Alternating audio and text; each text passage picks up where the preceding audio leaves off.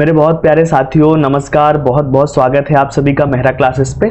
आज की जो क्लास होने वाली है इसमें हम देखेंगे कि मध्य प्रदेश की दलीय व्यवस्था कैसी है, कौन कौन से यहाँ के राजनीतिक दल है, यहाँ की चुनावी राजनीति कैसी है हमारे मध्य प्रदेश की, और मतदान व्यवहार कैसे यहाँ किया जाता है ना। इसके पहले अगर आप एमपीपीएससी की तैयारी कर रहे हैं और यूट्यूब पर देख रहे हैं वीडियो, तो आप केवल 2,999 रुपए में हमारा सिंघम बैच ज्वाइन कर सकते हो, जहां वीडियोस डले हैं जो बिल्कुल सिलेबस के हिसाब से तैयार किए गए हैं, जो आपकी बहुत अच्छी रिवीजन में काम आने वाले हैं। आपका सिलेबस एक जगह पर पूरा हो जाएगा, आपको यहाँ नोट्स उपलब्ध करा दिए जाएंगे। आप बहुत अच्छी अपनी तैयारी कर सकते हो और एमपीपीएससी एग्जाम में कहीं ना कहीं इंटरव्यू के लिए अपनी दावेदारी पुख्ता कर सकते हो ना। तो मेरा दावा है जितने भी बच्चे देखे, बिना देरी किए आप क्लास ज्वाइन कर लीजिए। क्लासेस रेगुलर हो रही है और बहुत जल्दी कोर्स कंप्लीट हो जाएगा। आप यहाँ केवल वीडियो देख के अपनी तैयारी बहुत अच्छी कर सकते हैं ना। तो आप हमारा बैच ज्वाइन कर लीजिएगा। आप मेहरा क्लासेस एप्लीकेशन विजिट करिएगा और इस नंबर पे आप कॉल कर सकते हो अगर आपको और कुछ जानना हो। डेमो क्लासेस आप ऐप पर देख सकते हो। चलिए आते हैं हमारे मुख्य टॉपिक पर कि मध्य प्रदेश की दलीय व्यवस्था देखते हैं, राजनीतिक दल देखते हैं, चुनाव व्यवहार देखते हैं और मतदान व्यवहार देखते हैं। तो सबसे पहले हम शुरू करेंगे हमारे मध्य प्रदेश की जो दलीय व्यवस्था है। तो सबसे पहले हम शुरू करते हैं, जैसा कि मैंने आपको बताया। अब हम देखते हैं जो हमारा मध्य प्रदेश है, मध्य प्रदेश की जो दलीय व्यवस्था है इसका अध्ययन करते हैं। पहला जो हमारा यहां से टॉपिक स्टार्ट होता है, तो हम पहले देखेंगे जो हमारा मध्य प्रदेश है, मध्य प्रदेश की दलीय व्यवस्था। तो जैसे कि आपको पता है हमारे यहां भी संसदीय व्यवस्था को अपनाया गया है, लोकतंत्र को अपनाया गया और संघवाद को अपनाया गया है। तो हमारे यहाँ बहुत सारे दल होते हैं और दलों के माध्यम से चुनाव प्रचार होता है। वो दल में भाग लेते हैं जिन्हें हम वोट देते हैं और वही दल हमारी विधायिका में जाते हैं और मिलकर सरकार बनाते हैं, जिसके माध्यम से हमारी पूरी की पूरी व्यवस्था का संचालन होता है ना। तो जो दल है, दल कहीं ना कहीं हमारे लोकतंत्र की नींव है। इन्हीं के माध्यम से सारी लोकतांत्रिक प्रक्रिया को क्या किया जाता है, जो हमारी लोकतांत्रिक व्यवस्था है, जो राजनीतिक व्यवस्था है, इसको सुचारू रूप से संचालित किया जाता है ना। तो दल के माध्यम से ही सरकार बनाई जाती है और सब बनाई जाती है। तो क्या होती है दलीय व्यवस्था? तो देखो दलीय जो व्यवस्था है ना, पहले इसको देखो।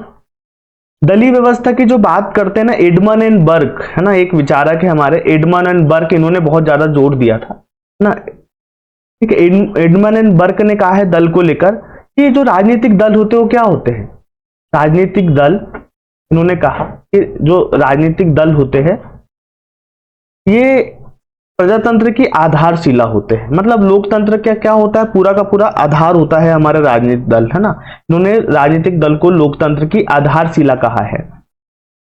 ठीक है, राजनीतिक दल क्या होते हैं? तो आप देखोगे केवल व्यक्तियों के समूह होते हैं। ये ऐसे व्यक्तियों के समूह होते हैं, व्यक्तियों के समूह है जो क्या करते हैं, अपने सदस्य क्या करते हैं, व्यक्तियों के समूह होते हैं जो कुछ सामान्य सिद्धांतों को मानते हैं, कुछ विचारों को मानते हैं है ना। लोग व्यक्तियों के समूह होते हैं राजनीतिक दल, जो कुछ सिद्धांतों पर क्या हो जाते हैं, सहमत हो जाते हैं या कुछ सिद्धांतों को मानते हैं। ठीक है, और फिर सामूहिक प्रयत्न करते हैं। फिर क्या करते हैं, सामूहिक प्रयत्न करते हैं, सामूहिक प्रयत्न करते हैं और राष्ट्रीय हित को प्रोत्साहित करते हैं। राष्ट्रीय हित को प्रोत्साहित करते हैं, प्रोत्साहित करते हैं और राष्ट्र को एकता के सूत्र में बांधते हैं ना। और राष्ट्र को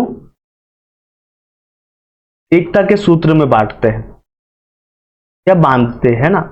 तो वही लोगों का समूह होता है राजनीतिक दल, जो कुछ सिद्धांतों या विचारों को पर सब लोगों को एक साथ ले आ जाते हैं और ये राष्ट्रीय हित को प्रोत्साहित करने के लिए और लोगों को एकता के सूत्र में बांधने के लिए कार्य करते हैं। तो बेसिकली यही राजनीतिक दलों का मुख्य कार्य होता है। मध्य प्रदेश में दलीय व्यवस्था की अगर हम स्थिति देखें तो दलीय व्यवस्था की स्थिति क्या रही है? तो देखो हमारा जो मध्य प्रदेश है, मध्य प्रदेश में जब हमारा देश आजाद होने वाला था है ना, तो मध्य प्रदेश में भी आजादी के आंदोलन चल रहे हैं। तो आजादी से पहले ही कुछ दल हमारे यहाँ सक्रिय थे। आजादी से पहले ही मध्य प्रदेश में कुछ दल सक्रिय थे। ठीक है, इन्होंने सक्रिय राजनीति में भाग लिया। जैसे आप देखोगे कांग्रेस मुख्य ऐसी पार्टी थी जो मुख्य रूप से सक्रिय थे और कांग्रेस दल हमारे मध्य प्रदेश में कहीं ना कहीं पूरी तरीके से सक्रिय था है ना। तो हम देखते हैं अब मध्य प्रदेश के मुख्य दल कि कौन से दल है ना, मध्य प्रदेश के राजनीतिक दल देखते हैं। तो सबसे पहले हम शुरुआत करते हैं कांग्रेस से। तो सबसे महत्वपूर्ण और मुख्य दल कौन सा रहा है शुरू से हमारे मध्य प्रदेश का? वो है कांग्रेस। अब देखो, कांग्रेस का विकास समझते हैं मध्य प्रदेश में, इनके विचारों को समझते हैं, इनका योगदान देखते हैं। तो कांग्रेस जो है, आपको पता है कांग्रेस ऐसा दल है जिसकी स्थापना कब हुई थी? इसकी स्थापना क्यों हुई थी? आजादी की लड़ाई हेतु, है ना। आजादी की लड़ाई से पहले जब शुरू हुई थी तब ये दल बना था, आजादी की लड़ाई हेतु, है ना। पहले इनका दल उस तरीके से चुनाव में लड़ना या राजनीति पे सत्ता काबिल करना नहीं था, ये केवल आजादी के लिए लड़ने के लिए एक देश में हमारा दल बना था जो आजादी की लड़ाई लड़ रहा था अंग्रेजों के खिलाफ। इसकी स्थापना आप देखोगे तो लगभग 1885 में 1885 में इसकी स्थापना हुई, है ना। किसने की? तो आपको पता होगा, एओ ह्यूम करके एक व्यक्ति है, एओ ह्यूम, ठीक है। एओ ह्यूम ने की, है ना। ये हमारे यहाँ के नहीं थे, एक अंग्रेज ही थे एक तरीके से। और जो पहले अध्यक्ष बने थे कांग्रेस के, वो कौन थे? तो आप कहेंगे व्योमेश चंद्र बनर्जी। ये वो व्यक्ति थे जो कांग्रेस के पहले अध्यक्ष थे, ठीक है। तो इन्होंने यहां पर क्या करा? कांग्रेस की स्थापना की। कांग्रेस की स्थापना मुख्य उद्देश्य क्या था? आजादी की लड़ाई में शामिल होना, है ना। तो फिर कांग्रेस के नेतृत्व में क्या हुआ? असहयोग आंदोलन, आप देखो, असहयोग या भारत छोड़ो, है ना। इसके अलावा सविनय अवज्ञा आंदोलन,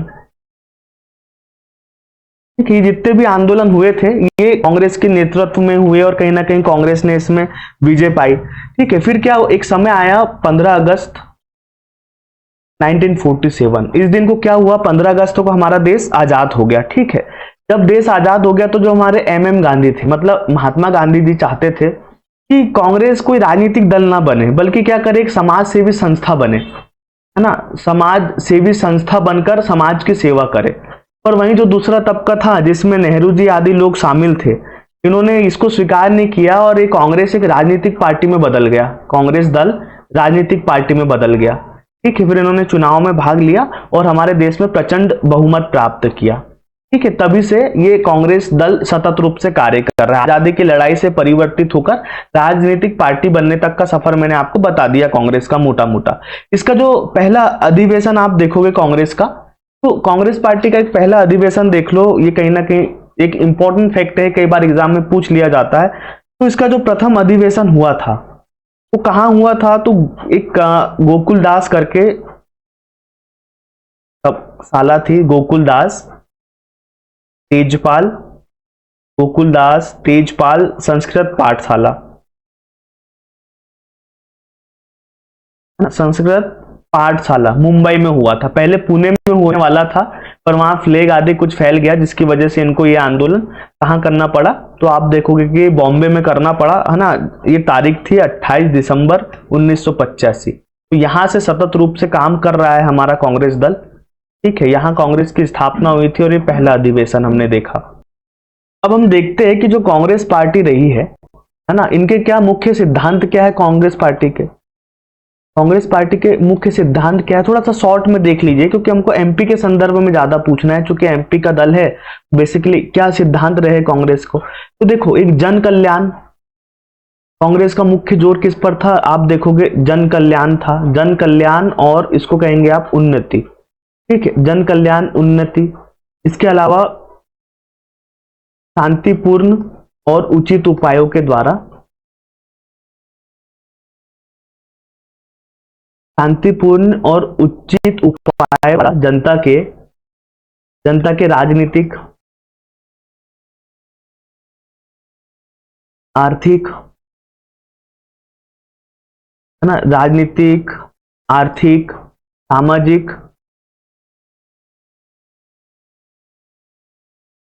सामाजिक अधिकारों की बात करना, ठीक है। सामाजिक अधिकारों की बात करना, ये एक मुख्य काम था कि कैसे जनता को राजनीतिक, आर्थिक, सामाजिक अधिकार उपलब्ध कराया, ठीक है। समानता वाला समाज, समानता पूर्वक, है ना, या समानतापूर्ण समाज स्थापित करना, एक इनका समानतापूर्ण समाज स्थापित करना एक मुख्य सिद्धांत था या लक्ष्य था। विश्व शांति सहयोग की ये बात करते हैं, विश्व शांति और सहयोग पर बल देना, ठीक है।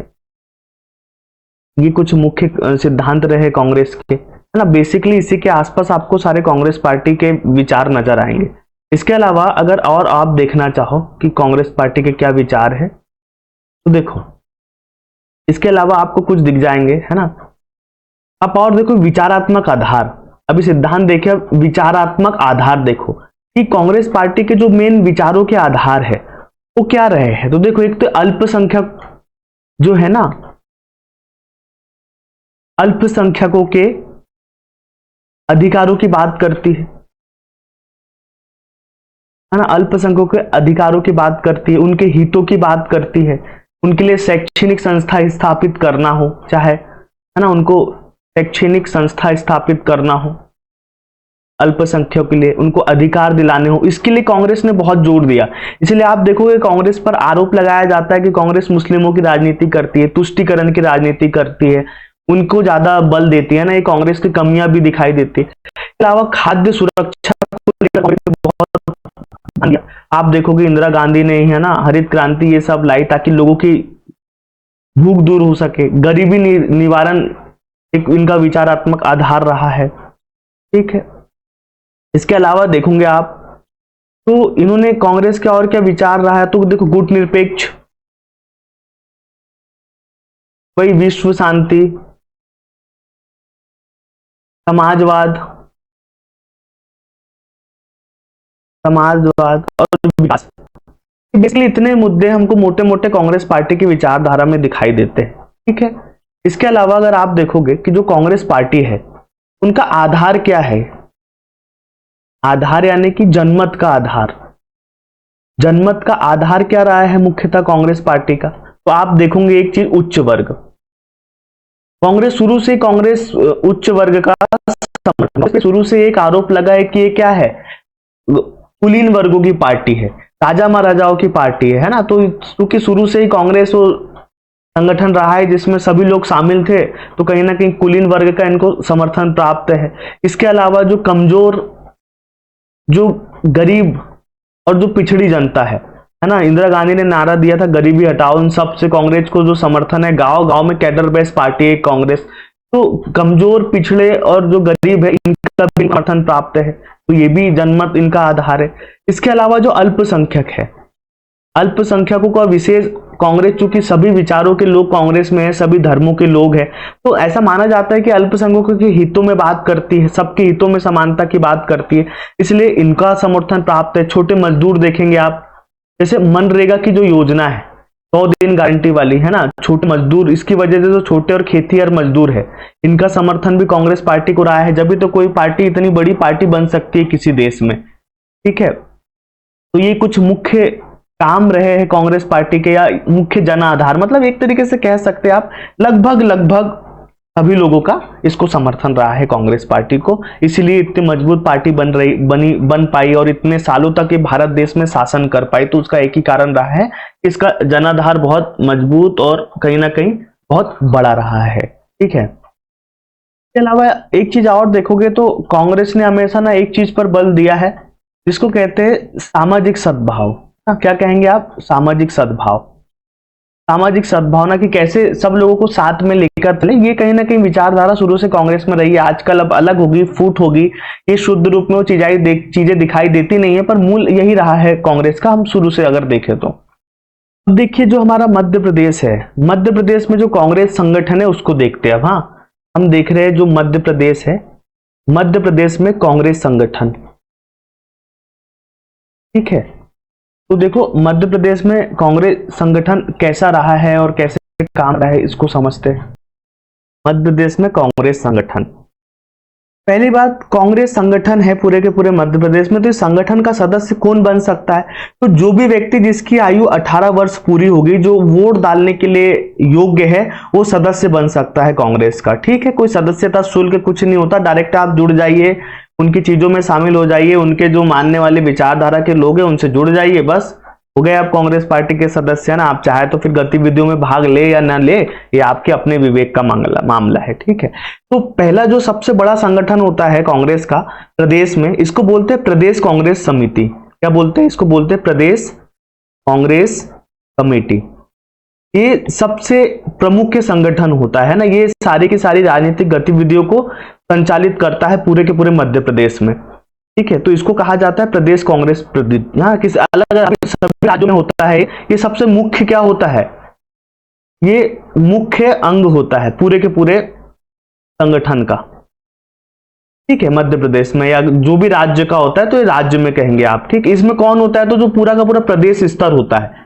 प्रदेश स्तर पर लगभग 1 लाख, है ना, 1 लाख निर्वाचन क्षेत्र से, 1 लाख निर्वाचन क्षेत्र के क्रियाशील सदस्य होते हैं ना, जो क्रियाशील रहते हैं, जो पार्टी की गतिविधियों में भाग लेते हैं, तो जो क्रियाशील सदस्य होते हैं, ठीक है, वो लोग मिलकर इसके सदस्यों का चुनाव करेंगे। इन सदस्यों से मिलकर एक निर्वाचन मंडल बनेगा। ठीक है, जो भी प्रदेश के 1 लाख निर्वाचन क्षेत्र के जो क्रियाशील सदस्य होंगे वो निर्वाचित कर क्या करेंगे, निर्वाचन करके वो क्या तैयार करेंगे, निर्वाचन करके आप कहेंगे कि निर्वाचन मंडल बनाएंगे। ठीक, निर्वाचन मंडल बनाएंगे और निर्वाचन मंडल जो है ना, ये प्रदेश कांग्रेस समिति के जो सदस्य हैं इनका चुनाव करेंगे, सदस्यों का चुनाव करेंगे, प्रक्रिया है। ठीक है, तो इनके चुनाव के द्वारा ये बनते हैं। और जो कांग्रेस की कार्यकारी समिति होती है, इसके कुछ नियम और शर्तें होती है, नियम और शर्तें बनाती है, नियम और शर्तों के द्वारा इसका संचालन होता है। ठीक है, प्रदेश कांग्रेस कमेटी का, है ना, तो कुछ नियम और कानून बना दिए जाते हैं जिनके हिसाब से इसमें सारे निर्णय और सब चीजें ली जाती है। के द्वारा कुछ समितियां बना दी जाती है, जो भी संगठन में सदस्य चुनकर आते हैं वो समिति बना लेते हैं और वो नियम कानून इनके लिए बना देती है और उन्हीं के नियम के अनुसार इसका संचालन होता है। तो मुख्य जो इसका अंग होता है प्रदेश कांग्रेस कमेटी होती है। ठीक है, कांग्रेस में, और ये सारे निर्णय लेती है फिर प्रदेश के सारे मामलों में। इसी के द्वारा जब विधानसभा के चुनाव होते हैं ना, तो लगभग 5% जो सदस्य होते हैं वो इनके बीच में से चुने जाते हैं ना, सदस्य इनके बीच में से चुने जाते हैं। मैक्सिमम ये संख्या 15 हो सकती है, तो ये रूल होता है। इसके बाद में जो दूसरा संगठन होता है, एक प्रदेश कांग्रेस कमेटी होगी, इसके बाद होती है जिला कांग्रेस कमेटी। ठीक है, जिला कांग्रेस कमेटी ये दूसरी होती है जो पूरे के पूरे जिला से संबंधित मामलों में निर्णय लेती है। ठीक है, ये कमेटी कहां बनती है, जहां 1 लाख प्लस जनसंख्या हो। ठीक है, जहां नगर पालिका शासन हो, नगर पालिका या नगर निगम का शासन हो, इनको स्थापित किया जाता है। जिला कांग्रेस जो कमेटी होती है इसको स्थापित किया जाता है। ठीक है, जो जिले में कांग्रेस दल के सदस्य होते हैं, इसमें कौन होते हैं, जो जिले के कांग्रेस दल के सदस्य होते हैं, जिले के कांग्रेस दल के सदस्य को चुना जाता है ना, सदस्य लोग आपस में मिलकर इनका चुनाव करते हैं। ठीक है, तो ये जिला कमेटी हो जाती है। तीसरा कांग्रेस में होती है कस्बा या इसको आप टाउन भी कह सकते हैं, टाउन कांग्रेस समिति, कस्बा या टाउन कांग्रेस समिति। ये कहां होती, जहां लगभग 50,000 से कम आबादी वाली नगर पालिका होती है। ठीक है, जहां 50,000 से कम जनसंख्या होती है वहां पर नगर पालिका होती है। ठीक है, तो कस्बा या कांग्रेस टाउन समिति बनाई जाती है। जिला कांग्रेस जो समिति होती है इसके अधीन होती है ना, इसके अंडर में आती है। जिला कांग्रेस जो समिति होती है, कमेटी होती है, उसके अंडर में आती है। ठीक है, उसके अंडर में काम करती है। इसके अलावा जो चौथा होता है नगर कांग्रेस कमेटी। ठीक है, तो जहां 50,000 से लेकर 1 लाख जनसंख्या वाले जो नगर होते हैं, शहर होते हैं ना, 50,000 से 1 लाख जनसंख्या वाले जो नगर होते हैं ना, वहां पर इसका गठन किया जाता है। उन शहरों में नगर कांग्रेस समिति होती है। ठीक है, इसके अलावा ब्लॉक स्तर पर छोटी समिति होती है ना, और यूनिट होती है छोटी छोटी गांवों में या कस्बों में। ठीक है, तो ये पूरा का पूरा स्ट्रक्चर है कांग्रेस पार्टी जो है उसका, प्रदेश से लेकर एक ब्लॉक तक मैंने आपको पूरा बता दिया। अब देखो, इसके अलावा जो कांग्रेस दल है, इसके मध्य प्रदेश में जो कांग्रेस दल है, मध्य प्रदेश में कांग्रेस के सिद्धांत व कार्यक्रम,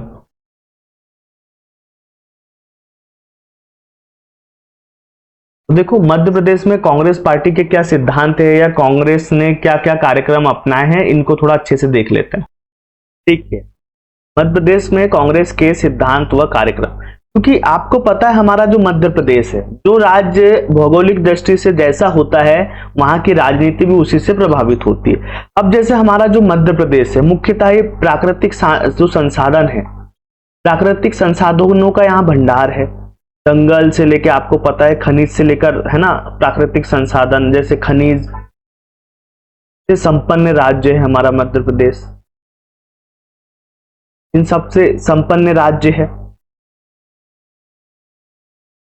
ठीक है, इसके बाद में औद्योगिकीकरण हुआ हमारे यहाँ, सेवाओं का विकास हुआ ना, औद्योगिकरण सेवाओं का विकास हुआ, डीजल की हमने व्यवस्था की। ठीक है, साक्षरता को हमने बढ़ाया ना, विद्युत उत्पादन पर जोर दिया और आईटी से लेकर बहुत सारे विकास काम किए। ठीक है, तो इन्हीं के आधार पर सारी की सारी जो पार्टी होती है ना, उनके विचार आधारित होते हैं इनके विकास करने को लेकर, जो जो वहां के मुद्दे होते हैं किसी भी राज्य के। तो कांग्रेस के भी मध्य प्रदेश में ऐसे ही है ना। तो देखो कांग्रेस के सिद्धांत और कार्यक्रम कौन से पहले, तो पहला जो सिद्धांत या कार्यक्रम कांग्रेस ने अपनाया वो था कृषि की उत्पादकता बढ़ाना, है ना। शुरू में से ही कांग्रेस का संगठन रहा है, तो पहले हमारे यहाँ पूरा का पूरा मध्य प्रदेश राज्य खेती पे डिपेंड था, तो कांग्रेस ने सबसे ज्यादा जोर दिया कृषि की उत्पादकता बढ़ाना, है ना। कैसे हम कृषि की उत्पादकता बढ़ाए और मजदूरों को, जो खेती है, जो मजदूर है, मजदूरों को रोजगार देना। ठीक है, इस पर सबसे ज्यादा बल दिया। दूसरा आप देखोगे तो जो पिछड़े लोग थे, इनको कहते हैं पिछड़ों, तो पिछड़ों को सामाजिक न्याय दिलाना ना, कैसे ज्यादा से ज्यादा हम पिछड़े लोगों को न्याय दिला सके, जो पिछड़े थे इनको मुख्य धारा में लाना, इस पर बहुत जोर दिया मध्य प्रदेश में कांग्रेस ने। जो हमारे यहाँ सबसे ज्यादा ग्रामीण आबादी थी, तो ग्रामीण और जो अशिक्षित बेरोजगार थे,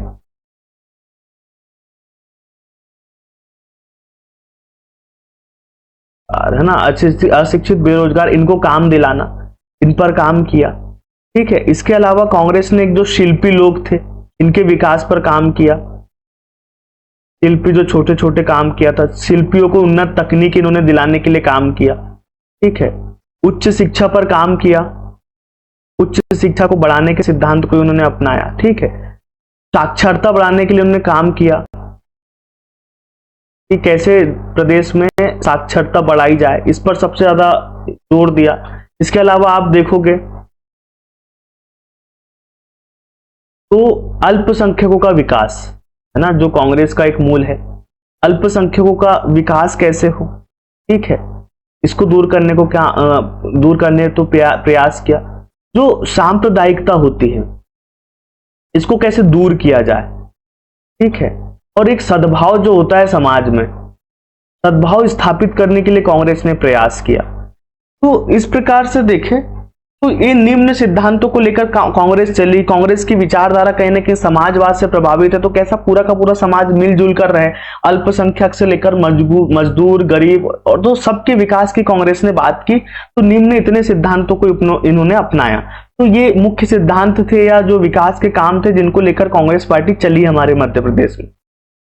हाँ, थोड़ा सा अब एक नजर डाल लेते हैं कि जो हमारा मध्य प्रदेश है ये यहाँ खत्म हो गया। अब हम देख लेते हैं कि जो मध्य प्रदेश है इसमें कांग्रेस का विकास क्रम कैसे चला। कांग्रेस का विकास क्रम मध्य प्रदेश में कांग्रेस पार्टी ने कैसे कैसे विकास किया है, थोड़ा सा इसको देख लेते हैं। मध्य प्रदेश का गठन हुआ, आपको पता है कि इस समय मध्य प्रदेश चूंकि आजादी में मुख्य दल था, है ना, जिसने आजादी में बहुत महत्वपूर्ण भूमिका निभाई। तो इस जब हमारा मध्य प्रदेश आजाद हुआ था, राष्ट्र आजाद हुआ था भारत, और मध्य प्रदेश राज्य बना था, तो कांग्रेस का ही दबदबा था, है ना। कांग्रेस एकमात्र पार्टी थी, एक दलीय पार्टी की तरह कांग्रेस का अस्तित्व था। इस समय लगभग पांचवी जो विधानसभा थी, पांचवी विधानसभा तक एक तरफा कांग्रेस पार्टी का हमारे यहाँ राज रहा। इसका कारण भी था, जैसे तो देखो हमारे पहले जो व्यक्ति थे कांग्रेस पार्टी के, है ना, रविशंकर शुक्ल, क्योंकि ऐसे बड़े बड़े नेता थे जो डायरेक्ट सीधे सीधे से, या कैलाशनाथ काटजू जैसे नेता थे जो स्वतंत्रता आंदोलन से जुड़े थे, तो जनता ने बहुत विश्वास किया था कांग्रेस पे, ना। तो कांग्रेस पार्टी एक तरफा रही, तो कांग्रेस का विकास चूंकि आजादी के पहले से ही चल रहा था, है ना, उनके सिद्धांत और जनता सब चीजों का समर्थन करती थी, तो डायरेक्ट पार्टी जीतते चली गई। ठीक है, फिर थोड़ा सा क्या हुआ, जो हमारे 1957 का समय आया तो हमने महिलाओं को भी यहाँ पर क्या दिया, महिलाओं को भी राजनीति में मौका देने की कोशिश की। तो पहली महिला जो थी उनको उम्मीदवार के रूप में चयन किया गया था कांग्रेस में, तो उनका नाम था श्रीमती विद्या देवी मेहता।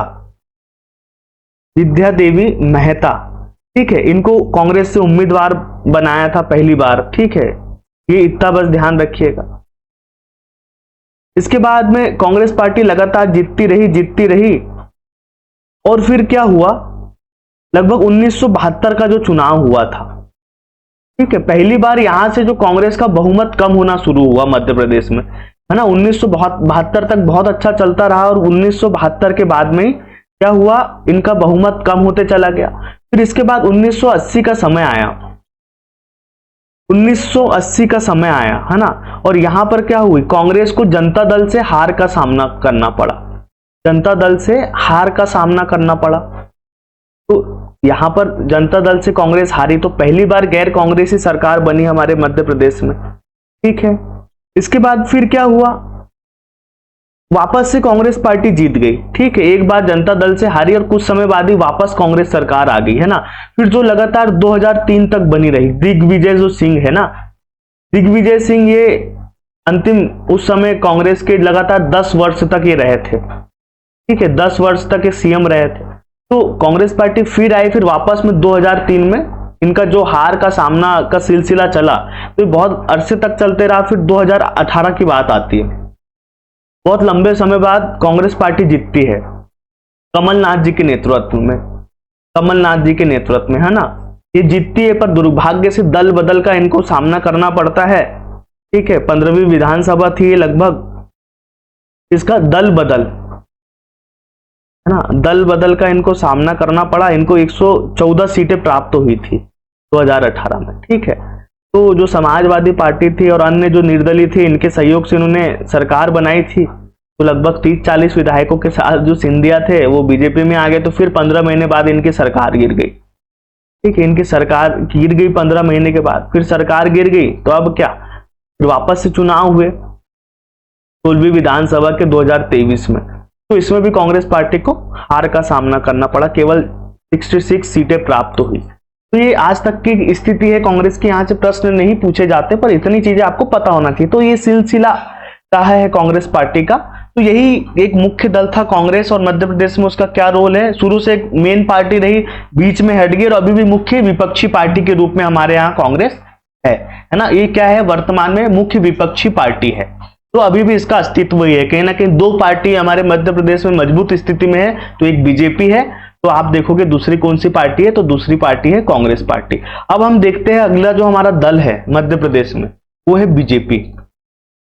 ठीक है, जिसको हम कहते हैं भारतीय जनता पार्टी। देखो भैया, अब देख लेते हैं हम हमारी बीजेपी पार्टी को या भारतीय जनता पार्टी को। तो भारतीय जनता पार्टी ऐसा नहीं हुआ कि एकदम से अस्तित्व में आ गई हो, है ना। क्या हुआ था, देखो 1951 में एक हमारे व्यक्ति हुए 1951 में, जिनका नाम था श्री श्यामा प्रसाद मुखर्जी।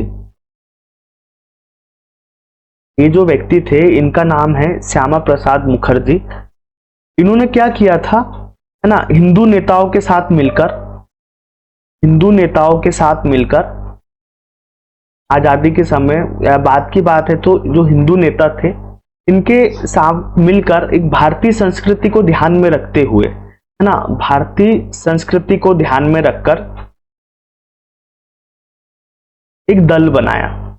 ठीक है, चूंकि कांग्रेस में पहले रह चुके थे, एक दल निर्माण का विचार किया, जिसको इन्होंने क्या नाम दिया, इस दल को इन्होंने नाम दिया जनसंघ। ठीक है, तो इन्होंने जनसंघ की स्थापना की थी। ठीक है ना, और ये जो जनसंघ दल था, इसके अध्यक्ष बने, जनसंघ की स्थापना की इन्होंने। और स्थापना और इसके जो अध्यक्ष थे वो श्यामा प्रसाद मुखर्जी थे। ठीक है, लगातार ये चुनाव में भाग लेते रहे और जीतते रहे, है ना। फिर क्या हुआ, लगभग समय आता है 1977 का। तो इस समय चूंकि कांग्रेस में और विभाजन हो गया था, इंदिरा गांधी आ चुकी थी, तो बहुत सारे दल इंदिरा गांधी को हराने के लिए मिलकर एक साथ हुए, जिसमें आप देखोगे कांग्रेस वो जिसको कहते हैं ना, एक वो संगठन हो गया, एक हो गया जनसंघ।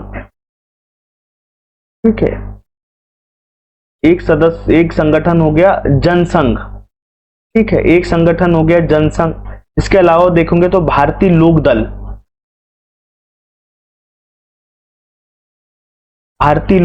एक संगठन हो गया। फिर आप देखोगे समाजवादी दल एक संगठन हो गया। ये सब दलों ने मिलकर एक पार्टी बनाई जिसको इन्होंने नाम दिया जनता दल। ठीक है, तो ये संगठन अब बन गया जनता दल। ठीक है, फिर इसको जब हार का सामना करना पड़ा तो अंततः ये जनता दल ही इस रूप में सामने आया। तो आप देखोगे 6 अप्रैल 1980, ठीक है, जनसंघ ने खुद को, जो जनसंघ ने जनता पार्टी बनाई थी, तो जनसंघ ने खुद को जनता पार्टी से अलग कर लिया। ठीक है, जनसंघ क्या हुआ, जो जनसंघ था वो अलग हो गया जनता पार्टी से। सबने मिलकर जनता पार्टी बनाई, पर जनसंघ अलग हो गया 1980 में। और जब जनसंघ अलग हुआ तो इन्होंने एक नई पार्टी बनाई। ठीक है भाई, जनसंघ के नाम से देखो जनता पार्टी, उतना अंतर नहीं। माननीय लाल कृष्ण आडवाणी, ठीक है, इन्होंने 6 अप्रैल 1980 को, ठीक है, दिल्ली में एक सम्मेलन आयोजित किया। इसमें 4000 लोगों ने हिस्सा लिया इस सम्मेलन में, है ना, लगभग 4000 लोगों ने हिस्सा लिया।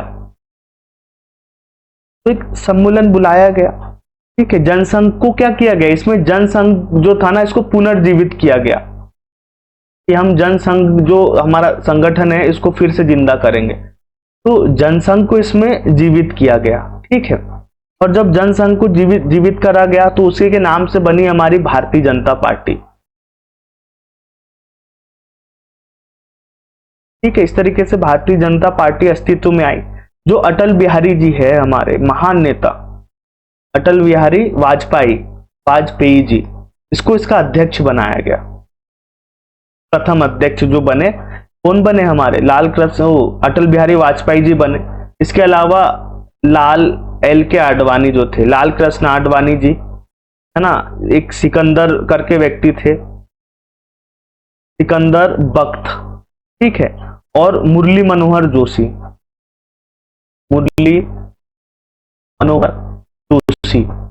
ये इनको क्या बनाया, इनको बनाया गया महासचिव, इनको महासचिव नियुक्त किया गया।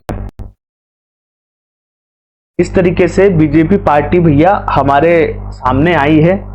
ठीक है, बहुत पुरानी पार्टी एक तरीके से रही है, उसका नया रूप बीजेपी के रूप में हमको सामने दिखता है 1980 से। ठीक है, ये बीजेपी पार्टी थी ना, ये 1900 के पश्चात मध्य प्रदेश की राजनीति में भी सक्रिय रही और लगभग 2023 का जो विधानसभा चुनाव हुआ जिसमें मोहन यादव जीते हैं, तो लगभग इनने 163 सीटें प्राप्त की है अपने एमपी में, और ये सबसे बड़ी पार्टी है एमपी की। ठीक है, और लगातार सत्ता में बनी हुई है 2003 के बाद से, तो बड़ा दबदबा है बीजेपी का मध्य प्रदेश में, है ना। तो कहीं ना कहीं एक महत्वपूर्ण दल है, सरकार भी उन्हीं की है, तो प्रश्न पूछने की संभावना भी बीजेपी से हो सकती है अगर आप थोड़ा सा सोचो। तो अब देख लेते हैं बीजेपी जो है, बीजेपी पार्टी के उद्देश्य, मुख्य उद्देश्य, या आप इनको कहते कार्यक्रम, है ना, कि क्या चीजों को लेकर बीजेपी चलती है, क्या एजेंडे जिनको कहा जाता है ना, इनको कहा जाता है एजेंडा। तो देखो बीजेपी का एजेंडा क्या है, मुख्य पार्टी के रूप में अगर बीजेपी हमारे सामने है तो क्या एजेंडा है बीजेपी का। तो एक देखो, सबसे पहले इसका मुख्य जो एजेंडा है वो है राष्ट्रीय एकता, क्योंकि ये पार्टी ही बनी है देखो हिंदुत्व को लेकर, भारतीय संस्कृति को लेकर।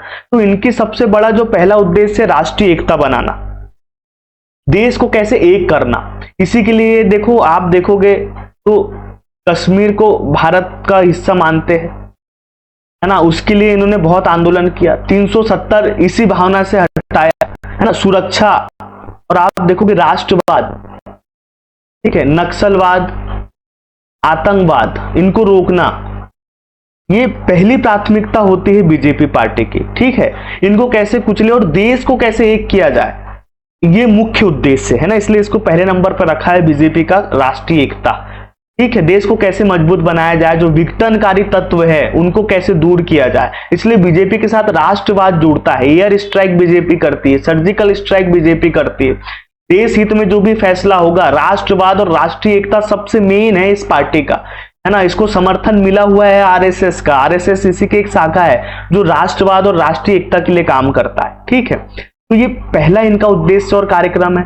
दूसरा है हिंदुत्व।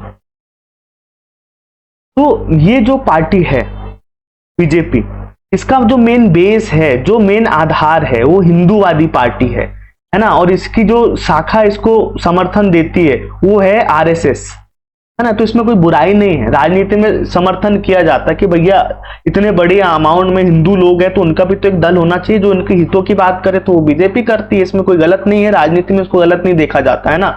तो बीजेपी इनके लिए कार्य करती है, बदले में बीजेपी को वोट देते हैं, सीधा सा गणित है ना। तो इनका मेन आधार क्या है, हिंदू, है ना। ये सांस्कृतिक विरासत को लेकर चलती है, एक राष्ट्रवादी पार्टी है, दक्षिणपंथी पार्टी है जो देश की संस्कृति, परंपरा, रीति रिवाज सबको जीवित रखना चाहती है। ठीक है, तो हिंदुत्व इनका एक मुख्य विचार है। तीसरा आप देखोगे तो जो गुट निरपेक्षता है, ये लोग गुट निरपेक्षता का समर्थन करते हैं। मतलब ये दुनिया में बीजेपी इस बात का कभी समर्थन नहीं करती कि किसी गुट में शामिल हो जाए। आप देखो नेटो चाहे एक गुट हो, अमेरिका का पूंजीवादी देश का गुट हो, या रसिया युद्ध चल रहा हो, सब लोगों ने खूब दबाव बनाया कि रसिया पे प्रतिबंध लगाओ, रसिया से तेल मत खरीदो, पर जयशंकर और मोदी को देखो, ये कभी नहीं किसी की बात मानते, क्योंकि इनका मानना है हम आजाद है, हम मजबूत है, जो हमारे राष्ट्रीय हित में होगा वो करेंगे, चाहे किसी भी कीमत पर होंगे, साला झुकेगा नहीं साला, वो वाली बात को लेकर चलते हैं ना। तो गुट कोई गुट में नहीं है, रसिया से ऑयल सस्ता मिल रहा है वो खरीदेंगे क्योंकि उससे देश हित हो रहा है ना। तो मेन है देश का विकास कैसे हो, ये विचारधारा और राष्ट्रवाद बीजेपी की मूल है, या आप कहेंगे बीजेपी का जड़ है। तो इसको लेकर चलती है हमारी बीजेपी पार्टी, है ना। तो गुट निरपेक्ष का समर्थन करते हैं, हम किसी गुट में नहीं, हम सबके हैं, कोई हमारा नहीं है, ये बात को लेकर हमारी बीजेपी चलती है। ठीक है, इसके अलावा जो चौथा बिंदु है इसको कहते हैं सकारात्मक धर्मनिरपेक्षता।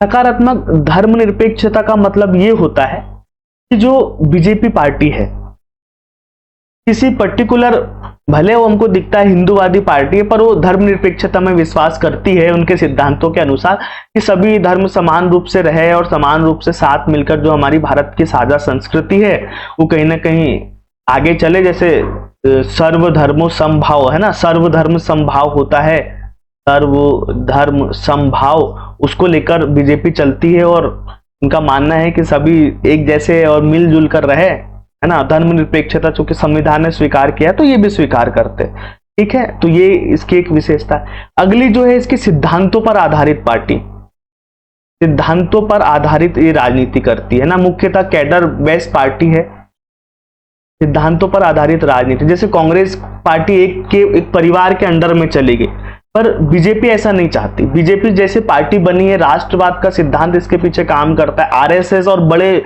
ज्ञानी और ऐसे लोग जुड़े हैं, तो एक राजनीतिक पार्टी में जो संस्कृति होनी चाहिए, जैसे अध्यक्ष का चुनाव समय पर होना चाहिए, राजनीतिक पार्टी में लोकतंत्र होती है, बीजेपी के सिद्धांत है यही हिंदुत्व, राष्ट्रीय एकता, सकारात्मक धर्मनिरपेक्षता। तो बीजेपी इन सबको लेकर चलती है। तो ये चाहती है कि कोई लोग सिद्धांत ना तोड़े, किसी एक परिवार की पार्टी ना बने। जैसे कोई विधायक अगर एक बार भी खड़ा हुआ है और जीता है तो वो भी मुख्यमंत्री बीजेपी में बन सकता है। तो देखो पार्टी में लोकतंत्र कितना अच्छा है। तो किसी परिवार की पार्टी नहीं है, व्यक्ति की पार्टी नहीं है, लोगों की पार्टी है, जहां चुनाव होते हैं और सभी को आगे बढ़ने का मौका मिलता है। तो एक बहुत अच्छी चीज है हमारी बीजेपी में। तो ये कुछ अच्छी चीजें मैंने आपको बताई बीजेपी के बारे में। ठीक है, इसके अलावा एक और चीज है जो बीजेपी की लेकर चलती है अपने लक्ष्यों में या विचारधारा में, वो है राज्य के नीति निर्देशक तत्वों पर बल। राज्य के जो नीति निर्देशक तत्व है,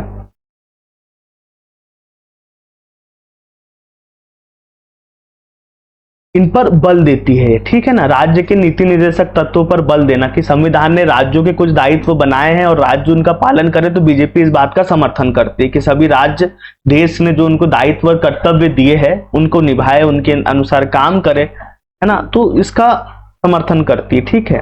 किसी के मौलिक अधिकारों का हनन ना हो, सबको अधिकार मिले, तो ये सामान्य विचारधारा को लेकर बीजेपी पार्टी चलती है।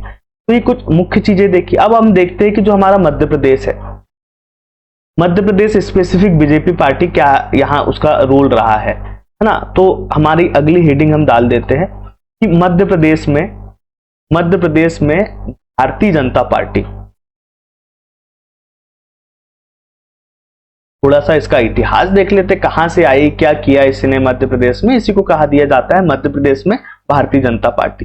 देखो मध्य प्रदेश है, मध्य प्रदेश में बीजेपी जब से 1951 में मैंने आपको बताया था जनसंघ बना लिया था श्यामा प्रसाद मुखर्जी ने, है ना, जनसंघ। तो जनसंघ के माध्यम से लड़ते रही शुरू से। ये मुख्यतः इन्होंने मध्य प्रदेश में जो विषय उठाए थे, इनका मानना था समान न्याय, समान न्याय पर इन्होंने मध्य प्रदेश में बल दिया था, सुरक्षा और सम्मान की बात की थी, मतलब गरीबों का सम्मान, है ना। ये इसको लेकर इन्होंने राजनीति की। 1956 से लगातार ये मध्य प्रदेश में जनसंघ जो था ये सक्रिय रहा, ठीक है। जनसंघ के नाम से उन्होंने चुनाव लिए लड़ते रहे, ठीक है। चूंकि उस समय हिंदू ही लोग थे, है ना, ज्यादा, तो धीरे धीरे उन्होंने अपने विचारों का प्रचार किया। जो हिंदू भाषी लोग थे, जो हिंदी भाषी क्षेत्र या जो हिंदू संगठन थे, हिंदू समाज, धीरे धीरे यहाँ बढ़ने का इन्होंने प्रयास किया। पूरे के पूरे मध्य प्रदेश में कैसे अपने वोट शेयर को बढ़ाया जाए, इसको लेकर ये प्रयास करते रहे ना। इनके जो कार्यकर्ता थे वो जगह जगह गए, अलग अलग जगह अपने विचारों का प्रचार करते रहे, ठीक है। इन्होंने जो आरएसएस संगठन था उसके माध्यम से कहीं ना कहीं अपने जनसंघ को मजबूत बनाने का प्रयास किया, ठीक है। तो इसी तरीके से मध्य प्रदेश में भी इनकी पकड़ बनती चली गई। एक समय आया 1961-62 का, जब हजारों कार्यकर्ता इसके मध्य प्रदेश में बन गए, है ना, और ये दूर दूर तक पहुंचकर प्रचार करते रहे, है ना। हजारों कार्यकर्ता बने मध्य प्रदेश में और ये सब दूर जाकर और पूरे मध्य प्रदेश में क्या करते रहे, प्रचार करते रहे अपने विचारों का और सब चीजों का। जो सरकार की योजना थी उसके विरुद्ध, खराब योजना के विरुद्ध इन्होंने हस्ताक्षर अभियान चलाया, लोगों तक अपने विचार पहुंचाए और हस्ताक्षर अभियान के माध्यम से अपनी पार्टी का बेस मजबूत करने के लिए इन्होंने कोशिश करते रहे, ठीक है। हजारों किसान और मजदूरों से मिले, ठीक है, किसानों और मजदूरों से मिलकर पुख्ता विचारों का इन्होंने अपने प्रचार किया। इसके बाद में 62 के चुनाव में पहली बार 1962 में जो एमपी में चुनाव हुआ, इन्होंने 41 सीटें जीती, है ना। इतनी तो देखो यहाँ इनकी स्थिति अच्छी मजबूत हो गई 1962 में।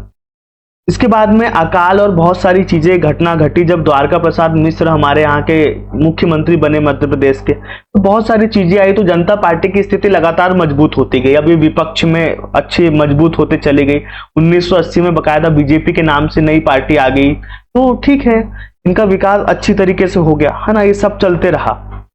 फिर क्या हुआ, पहली बार सुंदरलाल पटवा, है ना, 1980 में इसी बहाने पार्टी को अच्छी थोड़ी सी जीत मिली, इन्होंने अपनी सरकार भी बनाई, ठीक है ना, अपनी सरकार भी बनाई और अच्छे काम करते रहे बकायदा। जब 41 सीटों के साथ जीते थे, तो पहली बार एक व्यक्ति थे हमारे मध्य प्रदेश के जिनका नाम था वीरेंद्र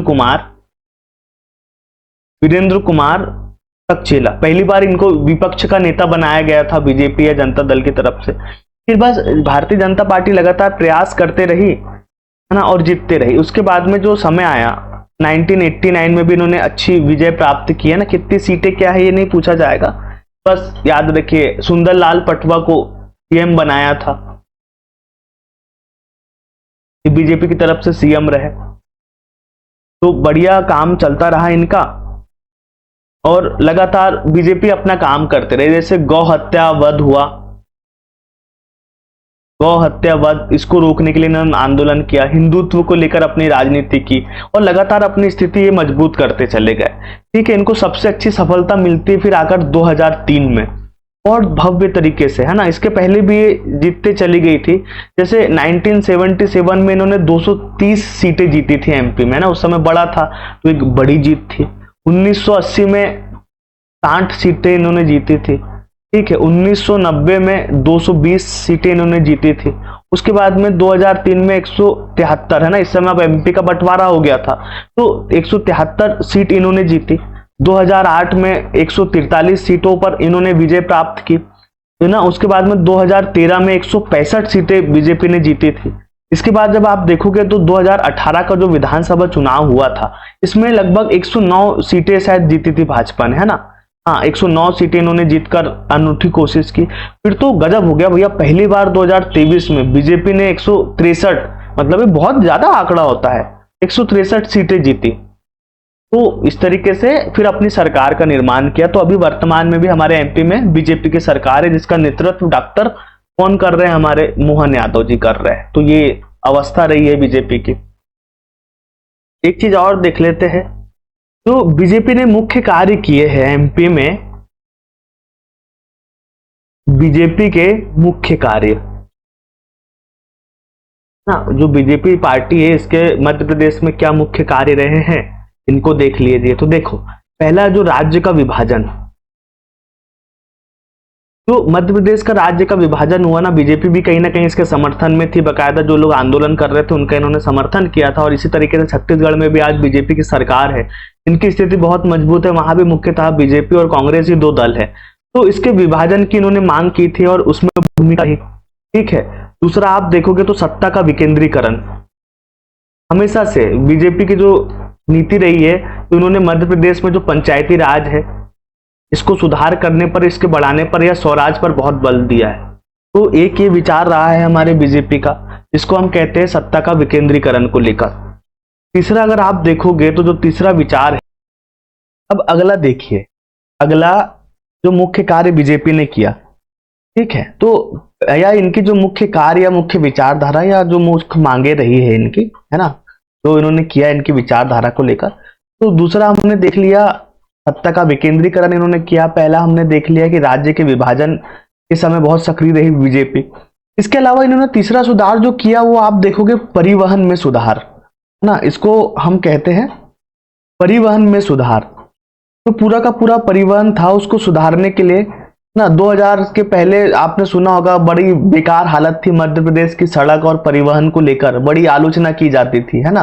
तो बीजेपी ने फोकस किया कैसे परिवहन में सुधार किया जाए, इंफ्रास्ट्रक्चर विकास किया जाए, है ना, इस पर बहुत सुधार किया। इन्होंने इसके लिए एक समिति भी बनाई थी जिसका नाम था तेजवलकर समिति, ठीक है, तेजवलकर समिति बनाई थी बीजेपी ने। इसके माध्यम से इन्होंने सड़क परिवहन के लिए भी कहीं ना कहीं काम किया। ये एक अच्छा इनका सुधार रहा। चौथा जो बल दिया इन्होंने शिक्षा के सुधार पर, ठीक है,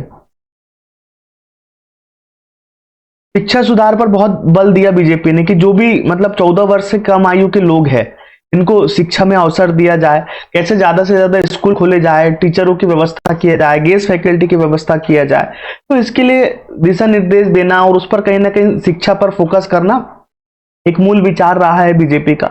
इसके अलावा देखेंगे आप तो खनिज संसाधन, खनिज संसाधनों का उपयोग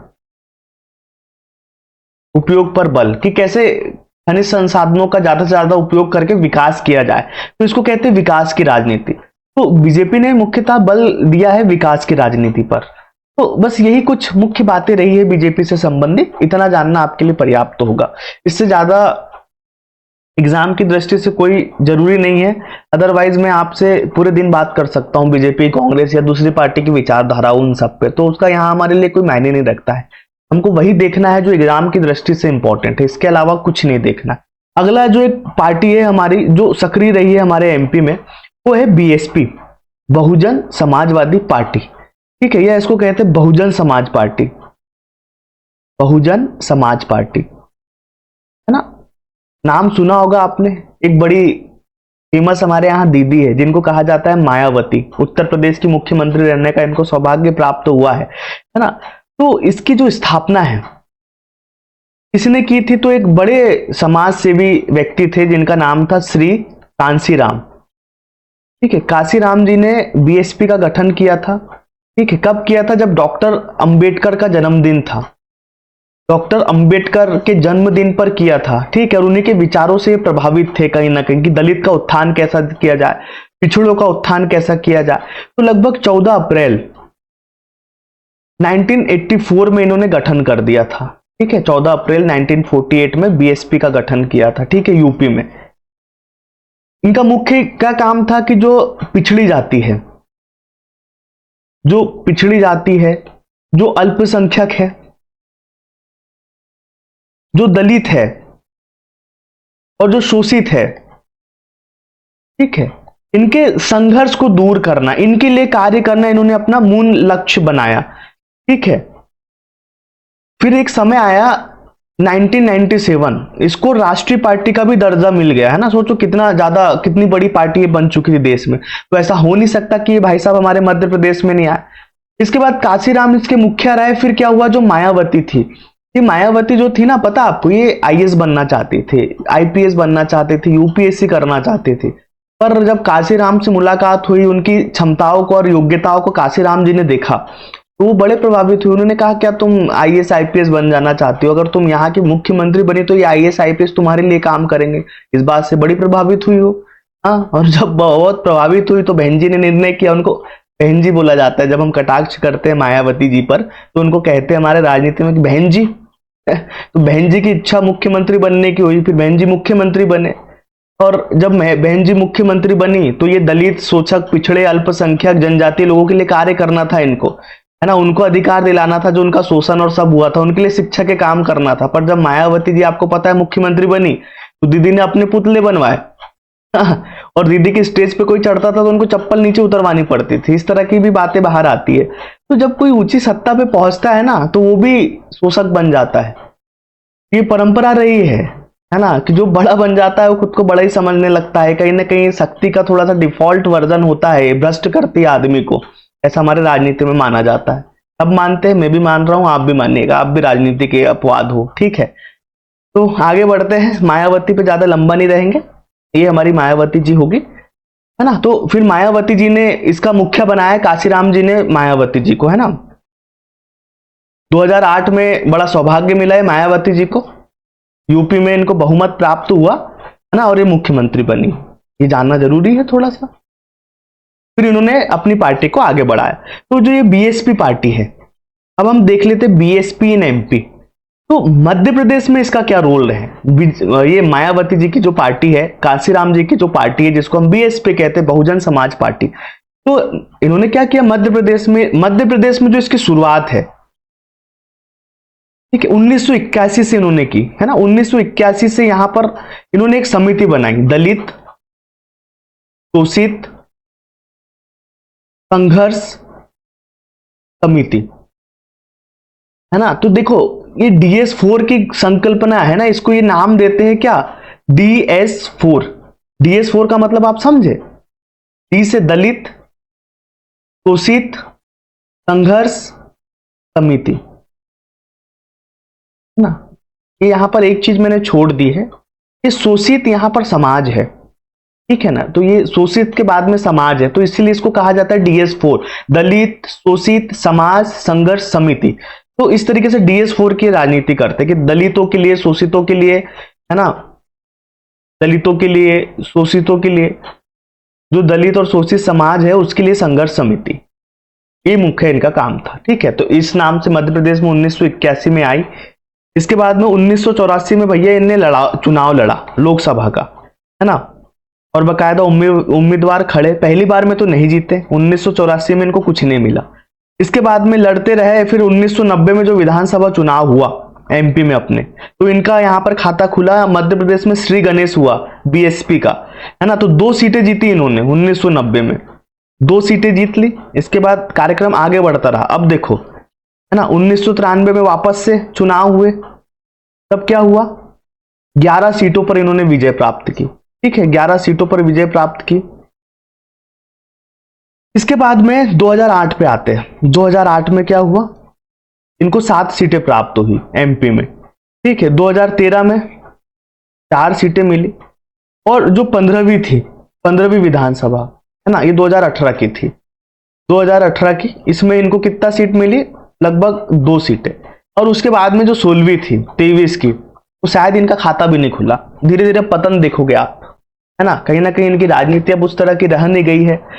जब कोई पार्टी बनती है, क्षेत्रीय पार्टी, देखो राजनीति में थोड़ी सी एक विडंबना होती है भाइयों, इसको ध्यान से समझना कि जब भी कोई क्षेत्रीय पार्टी बनती है अगर उसका सर्वे सर्वा एक परिवार बन जाता है या एक व्यक्ति केंद्रित कोई पार्टी हो जाती है, तो जैसे ही उस व्यक्ति का पतन होगा, सबका जीवन में एक चरम काल होता है, फिर ढलान शुरू हो जाता है। तो जब भी कोई पार्टी अगर एक व्यक्ति से संबंधित है जिसका कैडर नहीं है, एक चमत्कार व्यक्ति के आसपास है, तो उस व्यक्ति के खत्म होते ही वो पार्टी खत्म हो जाएगी।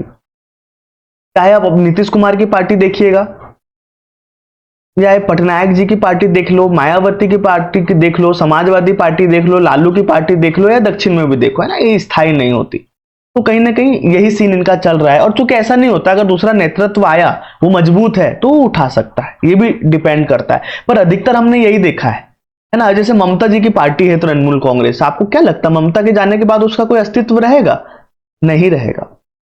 इसलिए पार्टी को थोड़ा सा ना लोकतांत्रिक होना चाहिए, ये जरूरी है, हमारी राजनीति थोड़ा सा ऐसा मांग करती है, आप मानकर चलिएगा। चलो, ये पार्टी होगी। एक पार्टी और हमको देखने को मिलती है, चौथी, जिसको हम नाम देते जनता दल ना। जनता दल का मैं उधर आपको थोड़ा सा बता चुका हूं, पर ठीक है, आप देख लो एक बार और, हम जनता दल को समझ लेते। तो जो जनता दल है, इनका क्या रोल है? जो जनता दल है, जनता दल का मुख्य संबंध, ध्यान रखिएगा, एक व्यक्ति से है। बड़े परिचित है आप इन व्यक्ति से, और आपको परिचित होना भी चाहिए। ये जो व्यक्ति है, इनका नाम है वीपी सिंह, है ना। इनको कहा जाता है वीपी सिंह, नाम सुना होगा आपने, है ना। बकायदा भारत देश के प्रधानमंत्री रहे हैं। आपको पता है 1980 के समय जब राजीव गांधी हमारे यहाँ के कहीं ना कहीं प्रधानमंत्री बनने की ओर अग्रसर थे, है ना, उसी समय की बात है। ठीक है, तो मुख्य जो योगदान जनता दल में सबसे ज्यादा दिया है वो वीपी सिंह ने दिया है। तो वीपी सिंह का सीधा संबंध जनता दल है, और जनता दल से सीधा संबंध वीपी सिंह का है ना। दोनों को एक दूसरे का पर्याय कहा जाता है, क्योंकि इनका सबसे ज्यादा रोल है इसमें। क्या हुआ 1984 में, जब भारी बहुमत से कांग्रेस आई, आपको पता है इंदिरा गांधी का देहांत हुआ, और उसका जो देश में मातम चल रहा था, तो उसके प्रभाव से राजीव गांधी की सरकार भारी बहुमत से बनी। ठीक है, तो इसकी लोकप्रियता इतनी होगी कि तो विपक्ष खत्म हो गया, इतनी बड़े बहुमत से सरकार बनी कि विपक्ष ही नहीं बचा, है ना। तो वीपी सिंह कांग्रेस में ही थे, इन्होंने कांग्रेस छोड़कर कांग्रेस से बाहर हो गए। ठीक है, और एक मोर्चा या एक नया दल बनाने में लगे रहे। ठीक है, इन्होंने क्या किया, उस समय जो पुराने समाजवादी दल थे भारत में, है ना, समाजवादी दल थे, जो लोहिया के विचार थे, जैसे राम मनोहर लोहिया के विचार थे, जयप्रकाश नारायण, है ना, समाजवादी थे। जयप्रकाश नारायण के जो विचार थे, इनको साथ लाया और सभी समाजवादी तत्वों को जोड़ा। ठीक है, देश के सभी या जो कांग्रेस के विपक्षी थे, मोटा मोटा मानिए, उनको जोड़ा। जनसंघ जो था हमारा बीजेपी वाला, आपको पता है ना, जनता दल से मिला था, तो ये वही बीमारी है, मतलब ये एक ही है, ये पार्टी और वो पार्टी, वो जनता दल और ये वही है, उसी को हम पढ़ रहे हैं ना। ये बनी, बीजेपी भी इसमें शामिल थी, जो इनने सरकार बनाई थी, है ना, समर्थन दिया था बीजेपी ने भी इनको। ठीक है, तो ये वही है।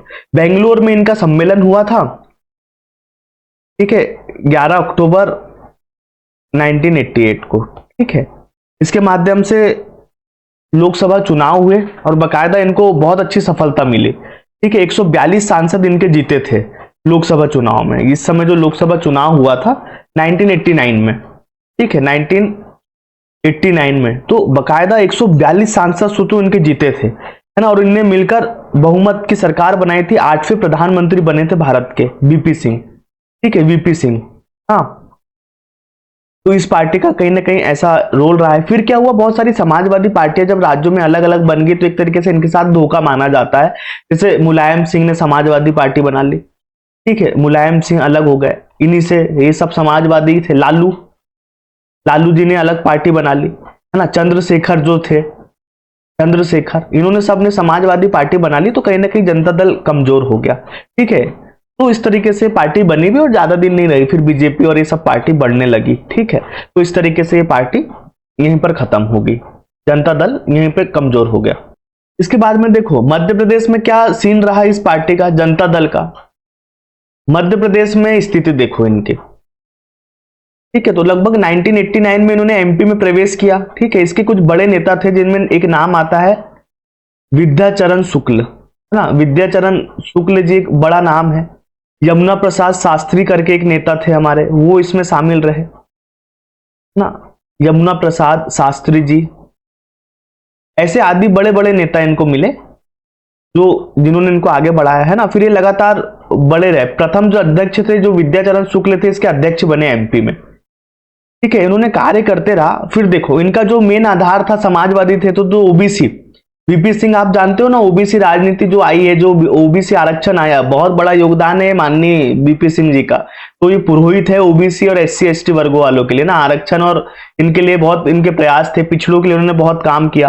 तो इस तरह का उनका व्यक्तित्व रहा। ठीक है, तो फिर क्या हुआ, चुनाव आए। तो 1993 में जब चुनाव हुए तो इनके 4 विधायक जीते पहली बार।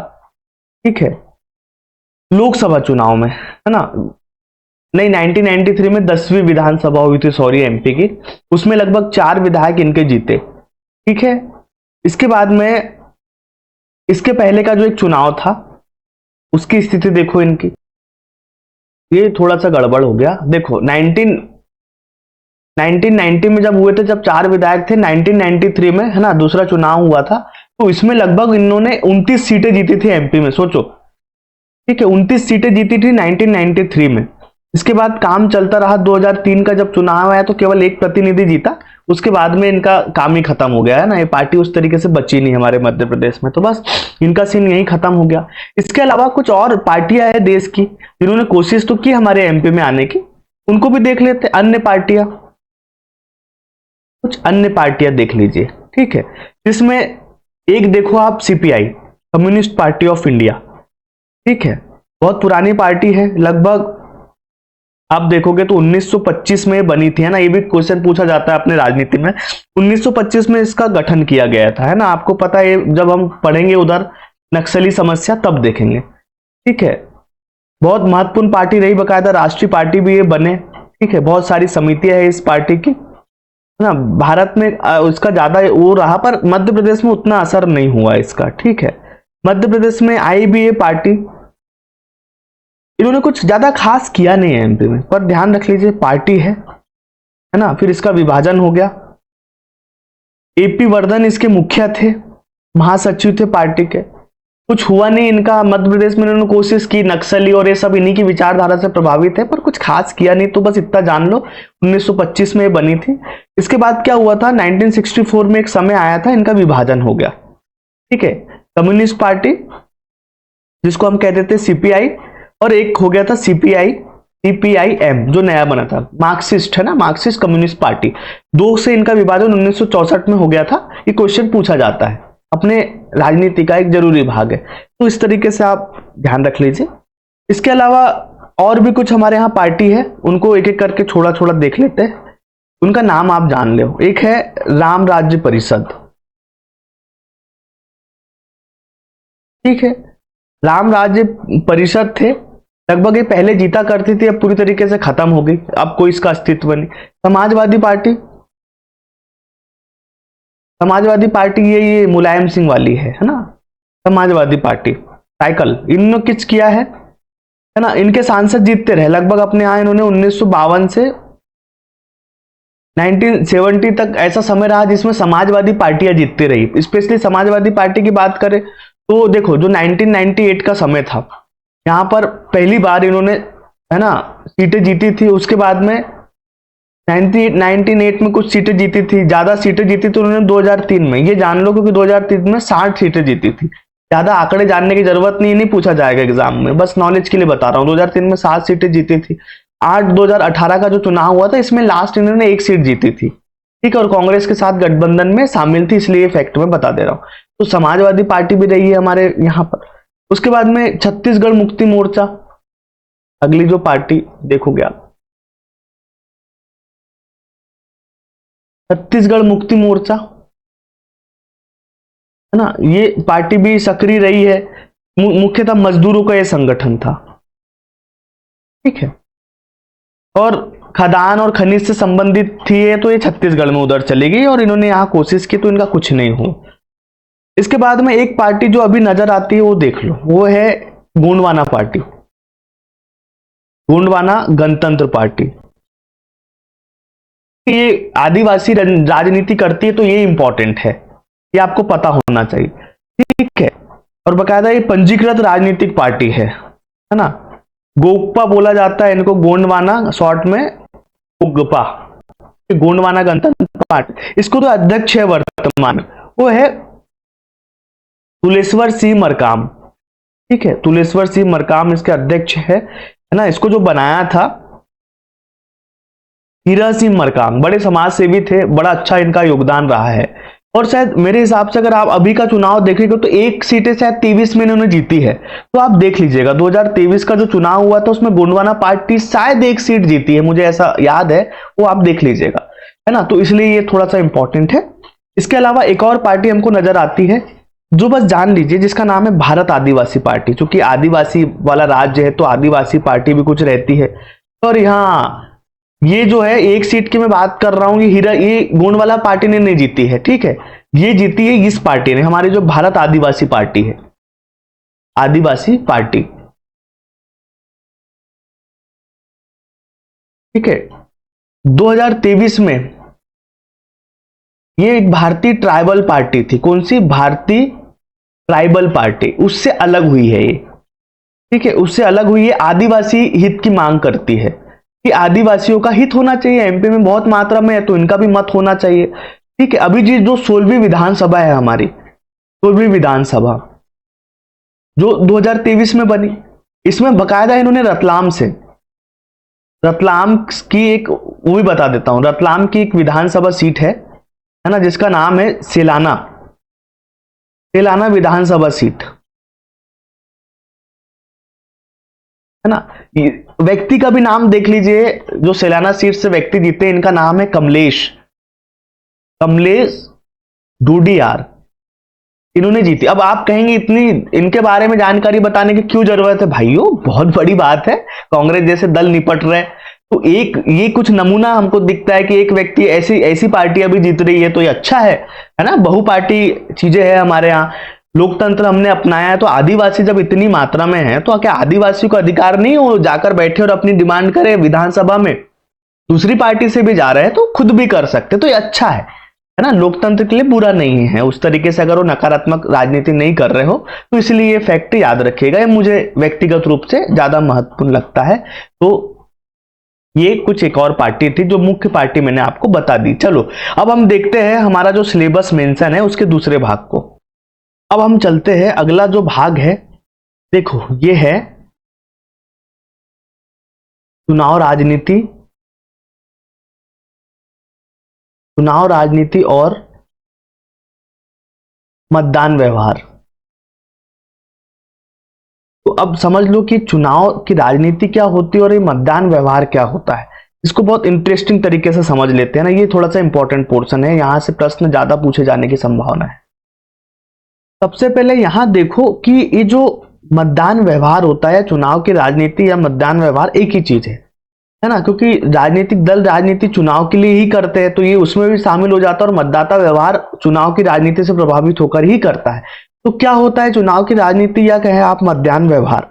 तो इसका सीधा सा ये अर्थ होता है कि जो हमारा, ध्यान रखिए, हमारे यहाँ लोकतंत्र को अपनाया गया है। तो लोकतंत्र एक ऐसी शासन पद्धति है जिसमें संविधान के अनुसार जो भी व्यक्ति वयस्क होता है, यानी कि 18 साल से ऊपर की उम्र मानी गई है ना, तो जो भी व्यक्ति वयस्क होता है, ठीक है, तो संविधान के अनुसार प्रत्येक वयस्क व्यक्ति अपनी स्वेच्छा से मतदान करने के लिए स्वतंत्र है ना। लोकतंत्र में संविधान ने जो लोकतंत्र के मतदाता है उनको ये अधिकार दिया है कि वे अपनी स्वेच्छा से मतदान कर सकते हैं। तो मतदान करते समय जो मतदाता है वो जिन जिन चीजों से प्रभावित होता है ना, या आप कहेंगे कि मतदाता की मतदान के प्रति निर्णयकारी क्षमता, है ना, कि मतदाता ये निर्णय लेता है कि वो मतदान करते समय किन चीजों से प्रभावित हो रहा है, उसी को मतदान व्यवहार कहते हैं, है ना। इसको ऐसा समझिए कि मतदाता की, जो मतदाता है, मतदाता की मतदान के प्रति निर्णयकारी, मतदाता की मतदान के प्रति निर्णयकारी क्षमता को परिवर्तित अथवा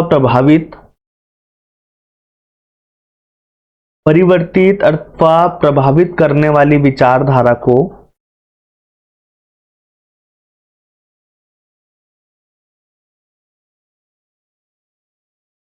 मतदान व्यवहार कहते हैं।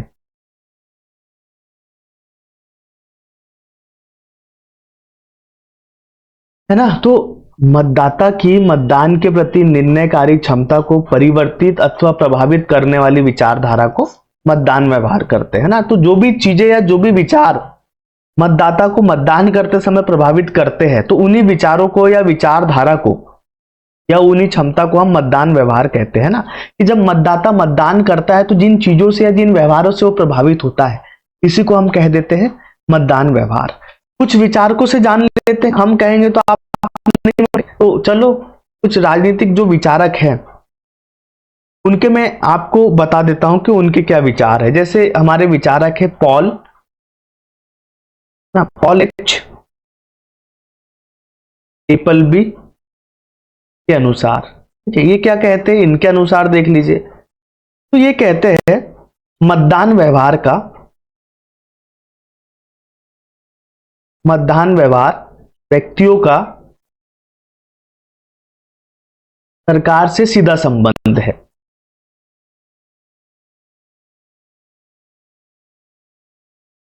ना। क्या कहा है पॉल एपलबी ने कि जब मतदाता जिस व्यवहार से प्रभावित होकर मतदान करते हैं वैसी सरकार बनती है ना। तो मतदान व्यवहार का मतलब है कि व्यक्तियों का सरकार से जो सीधा संबंध होता है, इसको मतदान व्यवहार करते हैं। ठीक है।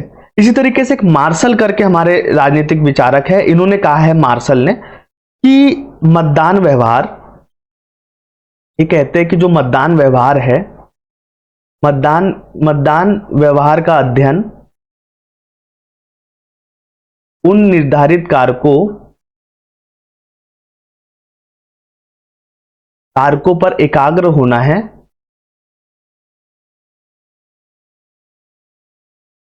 एकाग्र होता है उन निर्धारित कारकों पर एकाग्र होता है कि लोग एक खास तरीके से मतदान क्यों करते हैं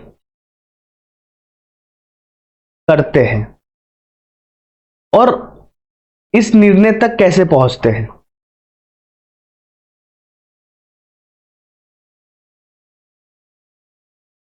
ठीक है। देखो ये क्या कह रहा है कि मतदान व्यवहार का अध्ययन उन निर्धारित कारकों पर एकाग्र होता है। मतलब कि मतदान व्यवहार के अध्ययन से ये समझ में आता है कि लोग एक खास तरीके से मतदान क्यों करते हैं, और वो किसी को, जैसे मान लो बीजेपी या कांग्रेस को वोट दे रहे हैं, तो किस निर्णय से प्रभावित होते हैं और वोट दे देते हैं। इसी को बेसिकली कह दिया जाता है मतदान व्यवहार। अब पता नहीं, आप ये दो लोगों के मैंने आपको विचार बताए, अब आपका विश्वास हुआ कि मतदान व्यवहार किसको कहते हैं। कुछ और एग्जाम्पल दे सकते हैं पर कोई मतलब नहीं है। ठीक है। बस मतदान व्यवहार का मतलब ये होता, इसको आप जान लीजिए। और इसके साथ में एक विचारक और देख लीजिए, मेरे हिसाब से वो जानना आपके लिए जरूरी है। ठीक है। तो ये विचारक का नाम है जेसी प्लेनो, है ना। और इनके साथ में एक और विचारक है जेसी प्लेनो, और इनका नाम आपने सुना होगा रिक्स ना, लोक प्रशासन, और इन पे बहुत लिखा है इन्होंने। ये कहते हैं कि मतदान व्यवहार उन विधियों से संबंधित है, जो मतदान व्यवहार है, मतदान व्यवहार उन विधियों से संबंधित है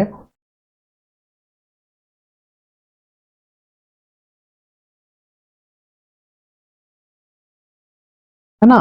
मतदान व्यवहार उन विधियों से संबंधित है जिन विधियों द्वारा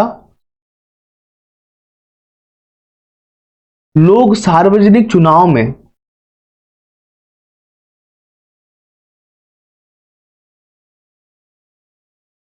अपने मत का प्रयोग करते हैं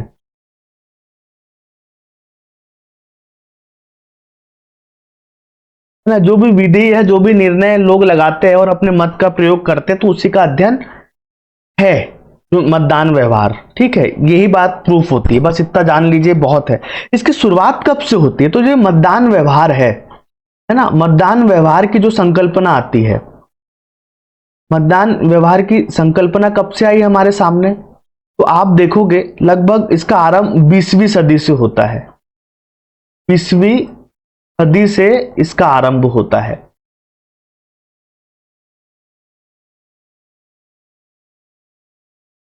इसका मतदान व्यवहार का। 20वीं सदी से लगभग इसका आरंभ हुआ था कि लोग मतदान व्यवहार कैसा करते हैं उसको समझने का और सब चीजों का। ठीक है, जब स्वतंत्रता और ये सब चीजें आई थी तब से इसका विचार कुछ ज्यादा ही बड़ा है। अब देखो आगे कि जो मतदान व्यवहार है इसका प्रारंभ और इसकी प्रवृत्तियां, आगे देखते प्रवृत्तियां देखते उसके पहले एक चीज और देख लो। एक हमारे विचारक और हुए हैं, ये कहीं ना कहीं महत्वपूर्ण विचारक है। इन्होंने मतदान व्यवहार को लेकर क्या कहा है, देखो जो विचारक है इनका नाम है कार्ल जे फ्रेडरिक। इनका नाम आपने सुना होगा, कार्ल जे फ्रेडरिक। ठीक है, इनने कहा कि जो मतदान व्यवहार जो होता है, ये कहते हैं कि मतदान व्यवहार क्या है। तो मतदान व्यवहार ये है कि मतदान करते समय व्यक्ति, मतदान व्यवहार क्या होता है कि मतदान करते समय व्यक्ति, है ना, मतदान करते समय व्यक्ति सरकार को कार्य करने के लिए वैधता प्रदान करता है, कार्य करने के लिए वैधता प्रदान करता है ना, वैधता प्रदान करता है। मतदान व्यवहार वह होता है जिसमें क्या होता है, जिसमें व्यक्ति सरकार को मतदान के लिए, मतलब सरकार को एक काम कर देता, सरकार का चुनाव करता है, उसको वैध करता है कि भैया वो हमारे लिए काम करेगी। तो एक अलग तरीके से इन्होंने अपनी बात रखी, इसलिए मैंने आपको उनका बता दिया। अब चलो, अब देखो जो मतदान व्यवहार है, मतदान व्यवहार को या मतदान व्यवहार का प्रारंभ देख लीजिए। मतदान व्यवहार का प्रारंभ कब से शुरू होता है मतदान व्यवहार, इसको देख लीजिए। और एवं प्रवृत्तियां, है ना, इसकी क्या प्रवृत्तियां है, क्या अलग से विशेषता या प्रवृत्ति हमको दिखाई देती है। ठीक है, तो मतदान व्यवहार भारत में नवीन है, मतलब भारत में नई संकल्पना है। जब से हम आजाद हुए इसके बाद से हमने इसको अपनाना शुरू किया भारत में, है ना। इसका आरंभ भारत में स्वतंत्रता के बाद हुआ, पर दुनिया में पहले हो चुका था, है ना। इसका पहला उदय कहां हुआ, तो यूरोप में हुआ, है ना। मतदान व्यवहार का उदय कहां हुआ, तो आप कहेंगे यूरोप में हुआ। स्पेशली इसका उदाहरण मिलता है हमको फ्रांस में 1913 में। ठीक है, सबसे पहले मतदान व्यवहार कहां शुरू हुआ था भाइयों, बहुत इंपॉर्टेंट है ये फैक्ट, 1913 फ्रांस में हुआ था। इसके बाद में हमको यूएसए यानी कि अमेरिका और ब्रिटेन में भी फिर मतदान व्यवहार दिखाई देता है ना। अमेरिका और ब्रिटेन में इसका अध्ययन किया गया। ठीक है, भारत में नवीन संकल्पना लगभग आजादी के बाद 1954 से शुरू हुआ। तो सबसे पहले माइनर, ये एक व्यक्ति है हमारे जिनका नाम है माइनर विनर, इनका नाम आपने सुना होगा ना, इन्होंने भारत का अध्ययन किया है। और ये संघवाद और इस पे बात करते हैं, मैं इनकी बात आपको बताऊंगा जब हम संविधान पढ़ेंगे। ठीक है, माइनर विनर ने भारत का अध्ययन किया है तुलनात्मक राजनीति में। तो इन्होंने शुरू किया भारत में, है ना, मतदान व्यवहार। मतदान व्यवहार भारत में शुरू किया। आपको नहीं लग रहा कुछ ज्यादा इंपॉर्टेंट है भैया, इसको आईएमपी डालो, नोट करो, दिमाग में बैठाओ। 1954 में भारत में मतदान व्यवहार किसने शुरू किया, तो आप कहेंगे हमारे माइनर विनर महोदय ने शुरू किया। ठीक है, इसके पश्चात और विचारक हुए जैसे रजनी कोठारी। ठीक है, बड़े नेता है हमारे यहाँ, इन्होंने मतदान व्यवहार का अध्ययन किया, बड़े विचारक है। ठीक है, रजनी कोठारी। इसके बाद में एक और व्यक्ति हुए रामाश्रय राय, इन्होंने किया। ठीक है, मोरिस जोन्स ने किया। मोरिस जोन्स जो विचारक थे इन्होंने भी मतदान व्यवहार का अध्ययन किया। इसके अलावा आप देखोगे हमारे भारत में तो एक और विचारक है जिनका नाम है किरसीकर। ठीक है, इसके अलावा डॉक्टर इकबाल और पामर, है ना, जो विचारक है इन्होंने मतदान व्यवहार का अध्ययन किया। कहां, भारत में। ठीक है, अब देखो बहुत सारी प्रवृत्तियां, मतदान व्यवहार की जो प्रवृत्तियां है इनको देख लीजिए कि क्या प्रवृत्तियां रही है मतदान व्यवहार से संबंधित। इनको हम एक एक तरीके से समझते हैं वन बाय वन करके। मतदान व्यवहार की प्रवृत्तियां का ये मतलब होता है मेरे भाइयों कि जब व्यक्ति मतदान करने जाता है तो उसका अध्ययन ही मतदान व्यवहार कराता है। तो किन किन प्रवृत्तियां या कौन सी चीजें या कौन सी ऐसी बातें जो उसको प्रभावित करती है है ना, जिनके माध्यम से प्रभावित होता है। तो देखो पहली चीज क्या है, बहुत सारी चीजें हमको भारत में दिखाई देती, स्पेशली अगर एक तरफ से हम शुरू करें, जब भारत में मतदान व्यवहार का अध्ययन किया था तो उस समय कुछ प्रवृत्तियां हमने देखी थी। तो पहले क्या होता था, प्रारंभ में जो जातिवाद था, जातिवाद बहुत प्रभावित करता था भारत में मतदान को, ठीक है ना, जातिवाद बहुत महत्वपूर्ण तत्व था, जातिवाद प्रभावित करता था, ठीक है। जैसे हरियाणा, इसके बाद में आप देखोगे केरल, राजस्थान, यूपी, बिहार, यहां भी आपको जाति या जो हमारी लिंग है ना, इससे संबंधित जो तत्व दिखाई देंगे। साउथ वाले जैसे केरल में उनका ज्यादा से ज्यादा झुकाव अपने पीपल के प्रति या अपने साम्यवाद के प्रति है, गरीब दलित के प्रति है। लिंगायत समुदाय से लेकर दुनिया भर के समुदाय के कॉन्सेप्ट आपको दिखाई पड़ते हैं जब आप साउथ की राजनीति को देखते हो। तो प्रारंभ में जातिवाद से लोग बहुत प्रभावित होते थे ना। आज भी यूपी में आप देखो, स्पेशली यूपी बिहार में आज क्या हो रहा है, अभी भी जो पार्टी बनी बकायदा मायावती की, या फिर जो यादव की पार्टी सपा है ना, समाजवादी पार्टी बनी, लालू प्रसाद यादव की पार्टी है, तो ये बकायदा जाति के आधार पर वोट मांगते हैं और बकायदा जनता उनको वोट देती है। जैसे आप पश्चिम बंगाल में देखो, वहां की जो मुख्यमंत्री है ममता बनर्जी, वो माटी मनुष्य की बात कर रही है, अपनी माटी अपना मानुष की बात कर रही है ना, ताकि लोग उससे प्रभावित हो, अपनी भाषा से प्रभावित हो। तो ये जातिवाद वाली टेंडेंसी भी दिखाई देती है। तो एक ये प्रवृत्तियां रही थी कि पहले लोग जाति से प्रभावित होकर वोट करते थे, ठीक है। कहाँ कैसा होता था मैंने आपको बताया। इसके अलावा दूसरी हमको क्या टेंडेंसी दिखती है कि जो मतदाता व्यवहार करते हैं ना, वो करते राजनीतिक स्थिरता की आकांक्षा। हमारे भारत में कहीं ना कहीं अभी तक आप देखोगे कि पाकिस्तान, म्यांमार या श्रीलंका जैसी स्थिति नहीं हुई। यहाँ के मतदाता ज्यादा जागरूक है और लोग इसलिए चुनाव में भाग लेते हैं ताकि कोई पार्टी रहे, उससे अराजकता की स्थिति न पहले है ना, कहीं ना कहीं स्थिरता बनी रहे। सब अपना बोलते ना, अपने यहाँ लोगों को रोटी कपड़ा मकान से मतलब है, यार आपको कुछ बेसिक सुविधा दे दो, नियम कानून हो, सब लोग अपना अच्छे से हम शांति से जीवन जिए, ऐसे ही भारतीय लोग चाहते हैं, है ना। तो राजनीतिक स्थिरता की आशंका है भारतीयों में, ठीक है, इसलिए मतदाता उसको लाने के लिए प्रयास करते हैं। और जहां देखोगे, जहां राजनीतिक अस्थिरता होती है, जब भी नेता दल बदल करते हैं या कुछ ऐसी स्थिति होती है, आपातकाल लग जाता है, तो इसको बोलते हैं अस्थिरता। जहां राजनीतिक अस्थिरता होती है तो वहां मतदाता कम मतदान करते हैं, है ना, मतदाता कम मतदान करते हैं।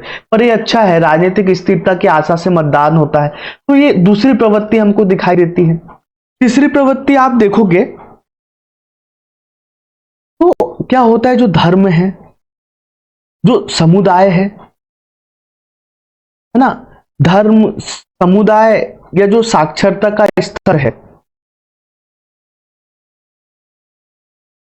ये भी मतदान को प्रभावित करता है ना। जहां इनका स्तर ज्यादा, मतलब जहां साक्षरता ज्यादा होगी तो वहां मतदान अच्छा होगा, लोग सोच समझ के विकास के मुद्दों पे मतदान। जहां एक ही समुदाय के लोग तो अपने समुदाय, धर्म के लोग होते तो धर्म के मामले से भी लोग प्रभावित होकर वोट देते हैं, है ना। धार्मिक मामले से लोग बहुत प्रभावित होते हैं, समुदाय से प्रभावित, ये सब चीजें भी प्रभावित करती है। कोई ऐसा मुद्दा उठ जाए, जैसे बीजेपी स्पेशली धर्म का सहारा लेती है ना, समुदाय से कुछ लोगों को अलग अलग देख के वोट सीट दी जाती है, तो इस समुदाय के ज्यादा लोग हैं तो इस समुदाय को वोट दिया जाएगा। तो ये चीजें बहुत प्रभावित करती है। राजनीतिक दल बहुत सोच समझ के और इनसे प्रेरित होकर कहीं ना कहीं अपने मतदाता खड़े करते हैं ना, तो इनका प्रभाव पड़ता है। तो ये एक प्रवृत्ति दिखाई देती है हमें मतदान व्यवहार में, है ना, ये मतदान व्यवहार को प्रभावित करती है। इसके अलावा अगर आप देखोगे तो धन का प्रभाव आप बहुत देखोगे ना, लोग धन से प्रभावित होकर वोट देते हैं। शराब, ठीक है, ये चीजें भी हमारे मतदान को प्रभावित करती। जो गरीब है, ऐसा तबका होता है, माना जाता है इससे बिक जाता है, वोट कर देते हैं। तो इनको दूर करने के लिए हम बहुत प्रयास कर रहे हैं।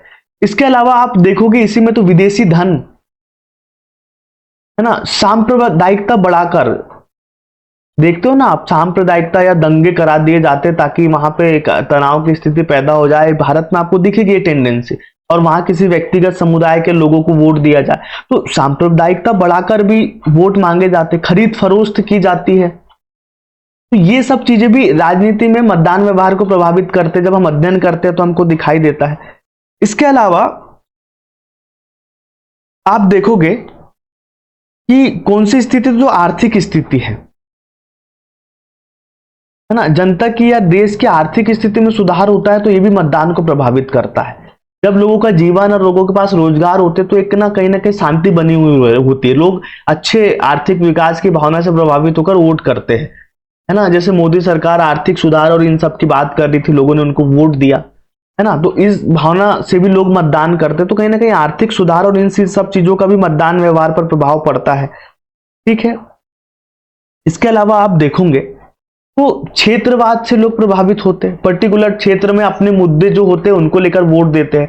जैसे अगर आप देखोगे केरल के लोग स्पेशली किस बात से वोट देते हैं प्रभावित होकर, तो वो साम्यवाद से प्रभावित है ना। जैसे यूपी के लोग अपनी जाति और अपनी समस्याओं से संबंधित चीजों पर ही वहां के लोकल लोगों को वोट देते हैं ना। तो ये अपनी क्षेत्रीय जो समस्या होती है, कहीं ना कहीं लोगों में भावना होती है, उसको उसका कैसा विकास हो, सभी राज्य में लोग क्षेत्र की समस्याओं को देखकर वोट करती है पार्टियों को। तो क्षेत्रवाद अपने राजनीतिक व्यवहार को प्रभावित करता है। जैसे लोकसभा चुनाव में व्यक्ति केंद्र सरकार को देखकर वोट देता है, वहीं जब राज्यसभा जो अपने विधानसभा के चुनाव होते हैं तो आप देखोगे क्षेत्रीय मुद्दों के लिए वोट दिया जाता है ना। यही कहीं बीजेपी को विधानसभा चुनाव में कम वोट मिले थे पर लोकसभा में ज्यादा मिलते हैं किसी राज्य से, तो क्योंकि लोग ना राज्य की जो सरकारें होती है जो क्षेत्रीय मुद्दों की बात करती है उसके आधार पर प्रभावित होकर वोट देते हैं। जैसे तमिलनाडु में अभी भाषा की राजनीति करके वोट कमाने की कोशिश की जा रही है, तो ये चीजें होती है, हर पार्टी इसका लाभ लेने की कोशिश करती है ना। इसके अलावा अगर आप देखोगे तो राजनीतिक जागरूकता, है ना, अगला जो हमारा बिंदु है वो क्या है, 7वां, राजनीतिक जागरूकता, या आप जिसको कहते हैं साक्षरता। आप देखते होंगे ना चुनाव आयोग इतने कार्यक्रम कराता है, बहुत सारे एनजीओ के माध्यम से खूब रैली निकाली जाती है, स्कूल कॉलेजों के माध्यम से, आप भी कभी उनमें शामिल हुए होंगे। तो इसके माध्यम से जनता को जगाते हैं कि वोट उनका अधिकार है, वो वोट डालेंगे तो सरकार बनेगी, फिर ये ज्यादा से ज्यादा देश हित में काम कर पाएंगे और ये अधिकार और सब चीजें इनको मिलेगी। तो इनसे प्रभावित होकर भी लोग क्या करते, वोट डालते हैं, है ना। तो राजनीतिक साक्षरता भी मतदाता के व्यवहार को प्रभावित करती है, समझ गए ना आप। जितना हम लोगों को साक्षर करेंगे तो लोग कम से कम वोट डालेंगे, अपने राजनीतिक अधिकारों को जानेंगे। ठीक है, इसके अलावा भाषा का भी प्रभाव पड़ता है। तमिलनाडु में बहुत ताजा एग्जाम्पल है, तमिलनाडु में भाषा विवाद पैदा हो गया कि हिंदी से हमारी संस्कृति को खत्म किया जा रहा है। आप महाराष्ट्र में सीन देखोगे अभी, है ना। इसके अलावा आपने बेंगलोर में बहुत सारे वीडियो देखे होंगे कि कन्नड़ नहीं बोलने पर लोगों के साथ क्या व्यवहार किया जा रहा है। तो ये सब चीजें भी दिखाई देती है ना, तो ये प्रभावित करती है। इसके अलावा आप देखोगे नए जमाने में सोशल मीडिया के माध्यम से मतदाता के व्यवहार को कैसे प्रभावित किया जाता है ना। और जब मतदाता प्रभावित हो जाता है तो वो पार्टी को देता है। सोशल मीडिया के माध्यम से भी एक ब्रेन वॉश करने की कोशिश की जाती है। इसके माध्यम प्रचार के माध्यम से पार्टियां अपनी नीति बनाती है, उनका प्रचार करती है और उसके माध्यम से भी मतदाता के जो व्यवहार है वो कहीं ना कहीं प्रभावित होते हैं। तो जिन भी चीजों से मतदाता को प्रभावित करने की कोशिश की जाती है वो सारी मतदान व्यवहार की प्रवृत्तियां है, समझ गए। ये इस बात का आप ध्यान रखेंगे। तो ये इतनी सारी प्रवृत्तियां हमको हमारे भारत में मतदान व्यवहार को लेकर नजर आती है, जिससे मतदान व्यवहार प्रभावित होता है ना। देखो जब हम मतदान व्यवहार का अध्ययन करते हैं, है ना, तो एक नई चीज हमारे निकल के सामने आती है। वो कहते हैं मतदान व्यवहार की विशेषता। मतदान व्यवहार की विशेषता,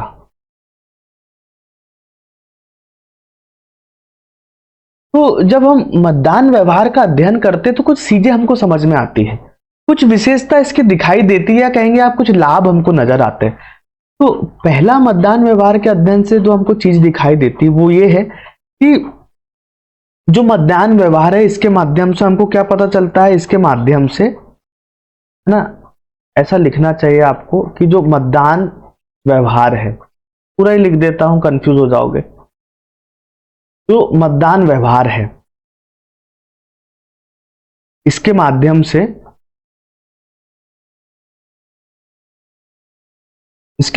से हमें जो राजनीतिक सामाजिकरण होता है, राजनीतिक सामाजिकरण, इसको समझने में सहायता मिलती है।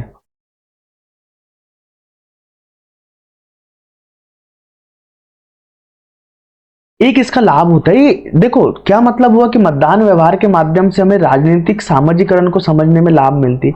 मतदान व्यवहार क्या होता है कि मतदाता किन किन बातों से, किन किन विचारों से और किन किन धारणाओं से प्रभावित होकर मतदान कर रहे हैं। जब वो इन बातों से प्रभावित होकर मतदान करते हैं, हम उनका अध्ययन करते हैं और उनके माध्यम से कुछ सिद्धांत बनाकर लोगों को बताते हैं ना। और जिन चीजों से लोग प्रभावित होकर मतदान करते हैं वैसी ही सरकार बनती है और वही बातें वो अपने बच्चों को बताते हैं। तो राजनीतिक सामाजिकरण का मतलब होता है एक मूल्यों का, इन विचार और चीजों से प्रभावित होकर लोग मतदान कर रहे हैं, तो ये राजनीतिक जागरूकता का एक पीढ़ी से दूसरी पीढ़ी में ट्रांसफर होना सामाजिकरण होता है। मतलब कि समाज में फैलना राजनीतिक सिद्धांतों का, बातों का, अच्छाइयों का, तो इसको हम कहते हैं राजनीतिक सामाजिकरण। ठीक है, तो जब इस राजनीतिक सामाजिकरण की हम बात करते हैं तो इससे राजनीति को फायदा होता है, लोगों के राजनीति के प्रति विचार बढ़ते हैं, जागरूकता बढ़ती है, लोग ज्यादा से ज्यादा राजनीति में भाग लेते हैं, तो कहीं ना कहीं देश सक्रिय होता है ना। तो मतदान व्यवहार के अध्ययन से हमको पता चलता है कि लोगों के रुझान क्या है, किन किन मूल्यों पर लोग बल दे रहे हैं, हम इनको पढ़ के राजनीति के बच्चों को पढ़ाते हैं, तो इससे राजनीतिक सामाजिकरण बढ़ता है, एक ये लाभ होता है। दूसरा, जब मतदान व्यवहार की हम जांच करते हैं, जब मतदान व्यवहार का अध्ययन करते हैं तो हमको ये पता चलता है कि लोगों के मन में लोकतंत्र को लेकर कैसी धारणा है। लोगों की धारणा किसके प्रति? लोकतंत्र के प्रति। कि यार लोग लोकतंत्र को समझ कैसे रहे, किस जैसे लोग धर्म, जाति, क्षेत्र, पैसे, धन, बल, किन के आधार पर वोट दे रहे हैं, राजनीतिक व्यवहार के अध्ययन में इसी का पता चलता है। तो हमको ये पता चलता है कि एक्चुअल में लोगों की लोकतंत्र के प्रति धारणा क्या है, लोकतंत्र की स्थिति क्या है ना, लोग किन चीजों से प्रभावित होकर या किन मुद्दों से प्रभावित होकर मतदान कर रहे हैं एक्चुअल में, इसका हमको पता चलता है ना। देखो जैसे कोई व्यक्ति ये बता रहा है कि मेरा वोट डालना दायित्व है, चूंकि राजनीति में हम हैं, हमको सरकार बनाना है, हमारे हाथों में शक्ति, तो आपको ये पता चलता है अच्छा भैया इसको आस्थावान व्यक्ति कहा जाता है, कि इसकी बड़ी आस्था है लोकतंत्र में, है ना, ये जागरूक है, इसको कहते हैं जागरूक मतदाता। तो इसको पता चला ना आपको, तो यहां पर पता चलेगा आपको इस स्थिति में कि यहां लोकतंत्र बहुत मजबूत है। ठीक है, यही इसके विरुद्ध अगर कोई लोग शराब, धन, बल से वोट डालता है तो हमको पता चलता है भाई स्थिति बहुत खराब है। ठीक है, तानाशाही टाइप की स्थिति, अगर लोग डरा धमका के वोट करवाते, तो इसकी भी जानकारी हमको मतदान व्यवहार से पता चलती है ना। एक और तीसरी चीज हमको पता चलती है कि जो राजनीति है मतदान व्यवहार के अध्ययन से कि राजनीति में क्या मुद्दे मायने रखते हैं, क्या मुद्दे मायने रखते हैं, इसका पता चलता है मतदान व्यवहार से। क्या मुद्दे मायने रखते हैं मतलब मतदान व्यवहार में इस बात का अध्ययन करेंगे कि किन किन लोगों ने किन किन बातों से प्रभावित होकर वोट दिया। तो राजनीतिक दल बहुत सारे मुद्दे रखते हैं, तो कि जिन मुद्दों से लोग ज्यादा प्रभावित हुए, तो दरअसल मायने में हमको ये पता चलता है कि यार ये मुद्दे राजनीति में ज्यादा महत्व रख रहे हैं, है ना, इसका हमें ज्ञात होता है। तो ये बहुत सकारात्मक चीज होती है। और वैसे भी इससे ये भी पता चलता है कि जो चुनाव होते हैं, चुनाव में मुद्दे बदलते नहीं। हमको हर बार लगता है कि कुछ मुद्दों पे बात हो रही, तो मुद्दों में जो मुद्दे होते हैं या मुद्दों, इनमें ज्यादा बदलाव नहीं होता। इसका भी हमें पता चलता है कि मुद्दों में ज्यादा बदलाव नहीं होता। बदलाव नहीं होता इसका मतलब क्या है? हर बार आप देखोगे गरीबी, रोजगार, विकास, महंगाई, ये चीजें आपको कहीं ना कहीं केंद्र में मिलेगी। ठीक है, राष्ट्र का विकास या राष्ट्रवाद, यही कुछ विचार होते हैं जो कहीं ना कहीं केंद्र में रहते हैं ना। लोग और इन्हीं से प्रभावित होते हैं, हर बार घुमा फिराकर इन्हीं मुद्दों को सामने रख दिया जाता है और इनके आधार पर वोट मांगे जाते हैं। तो यही टेंडेंसी हमको पता चलती है जब हम मतदान व्यवहार को समझते हैं और उसका अध्ययन करते हैं, तो यही उसकी विशेषता सामने आती है। अब देखो मतदान व्यवहार को प्रभावित करने वाले कारक, मतदान व्यवहार को प्रभावित करने वाले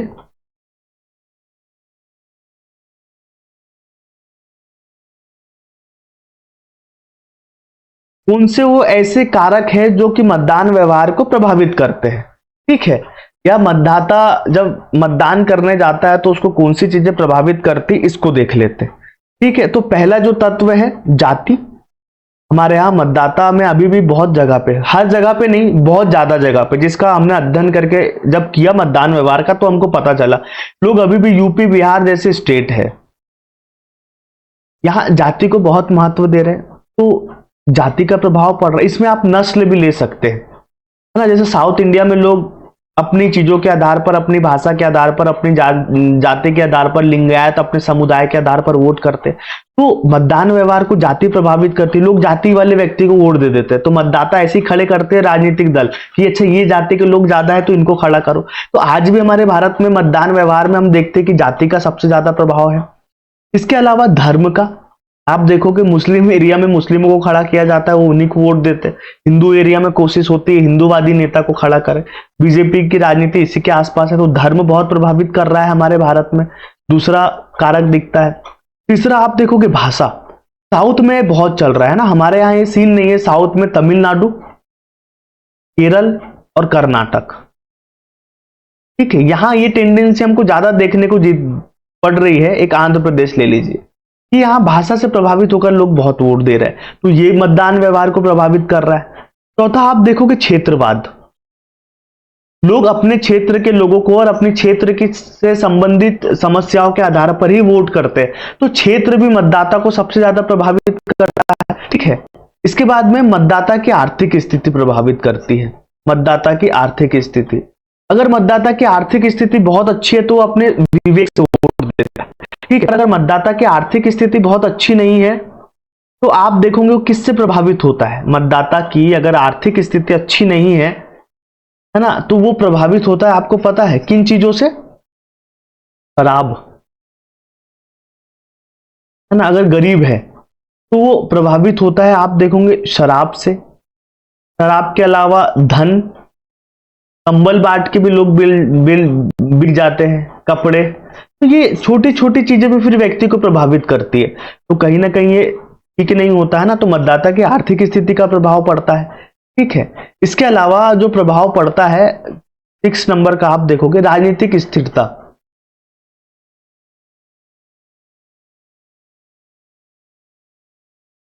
लोग चाहते हैं कि देश में शांति बनी रहे, ज्यादा से ज्यादा राजनीतिक स्थिरता बनी रहे, है ना, ताकि लोग अपना जीवन यापन कर सके, कोई समस्या पैदा ना हो। इस भावना से भी मतदान करते, इसका प्रभाव पड़ता है। धन की भूमिका बहुत होती है। आज के समय में उन्हीं को केवल टिकट मिल रही है जिनके पास बहुत धन है, तो धन बल और बाहुबल का प्रभाव पड़ रहा है। आम नागरिक तो पहुंच ही नहीं पा रहा है ना। तो धन की बहुत ज्यादा भूमिका हो रही है, मनमाना पैसा और शराब बांटा जा रहा है, तो कहीं ना कहीं ये प्रभावित करता है मतदाता के व्यवहार को, पैसे दिए जाते हैं। इसके अलावा शिक्षा का स्तर, शिक्षा की भूमिका, अगर लोग शिक्षित होते हैं ना तो कुछ बताने की जरूरत नहीं पड़ती, वो अपनी स्वेच्छा से जाकर ज्यादा से ज्यादा मतदान करते हैं। उनका ये मानना होता है कि भैया देश का विकास हो। तो शिक्षा की भूमिका इसको बहुत प्रभावित करती है ना, कि मतदान किस स्तर का होगा या कितना होगा मतदान या नहीं होगा, ये सब डिपेंड करता है शिक्षा। लोगों में शिक्षा अगर अच्छी है तो लोग ज्यादा से ज्यादा मतदान करते हैं, विकास के लिए मतदान करते हैं, ठीक है। इसके अलावा आप देखोगे अगली चीज जो प्रभावित करती है वो दल की भूमिका। अगर दल बहुत मजबूत है, दल की अच्छी पकड़ है, दल में अच्छे राजनेता है ना, और दल अच्छे काम कर रहा है, लोगों को लुभा पा रहा है, लोगों को जागरूक कर रहा है, तो दल से प्रभावित होकर लोग वोट देते हैं। जैसे बीजेपी की पकड़ देखिए, आम आदमी पार्टी हमारे दिल्ली में हुई थी, उन्होंने किस तरीके से एक नई पार्टी होने के बाद भी लगातार दिल्ली में इतने वर्ष तक शासन किया, है ना। तो एक दल पे भी लोग भरोसा करते हैं, दल के विचारों से प्रभावित होकर वोट देते हैं, है ना। इसके अलावा जो डिपेंड करता है, क्या करता है, व्यक्तित्व।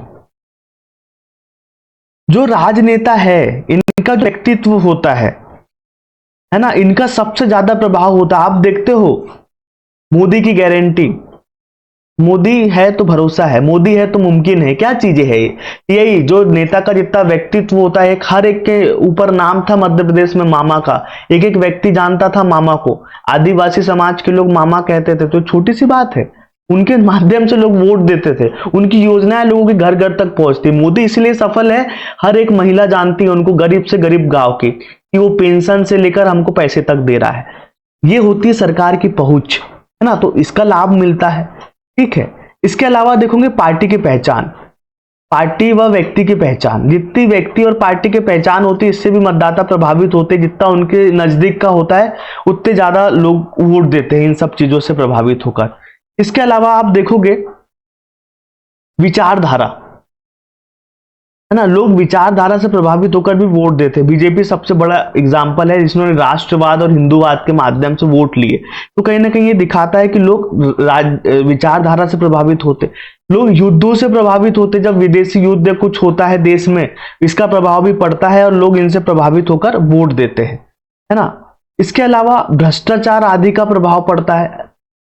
भ्रष्टाचार का, जैसे एक बार क्या हुआ था, राजीव गांधी पर आरोप लगे भ्रष्टाचार के, है ना, कांग्रेस पर आरोप लगे तो जनता ने इनको हटा दिया। तो जनता जागरूक है ना। तो भ्रष्टाचार आदि चीजों के मामले जब सामने आते हैं, कांड खुलते हैं, कांग्रेस के हारने का कारण ये भ्रष्टाचार रहा है। जैसे आप पार्टी आई दिल्ली में तो उन्होंने कहा था हम भ्रष्टाचार खत्म करेंगे, इसका प्रभाव पड़ता है। इसके अलावा आप देखोगे तो महंगाई, ठीक है, बेरोजगारी, है ना, राजनीतिक घटनाएं, राजनीतिक घटना आप कहेंगे जैसे राजीव गांधी देखे, इंदिरा गांधी की स्थिति पहले कमजोर थी, तो जब उनकी 1984 में मृत्यु कर दी गई तो लोग बहुत भावुक हो गए, बहुमत ऐसा दिया, प्रचंड बहुमत से राजीव गांधी को पीएम बनाया। तो भारत में ये भी चीज असर करती है, ठीक है, मतदान, महंगाई करती है, बेरोजगारी करती है ना।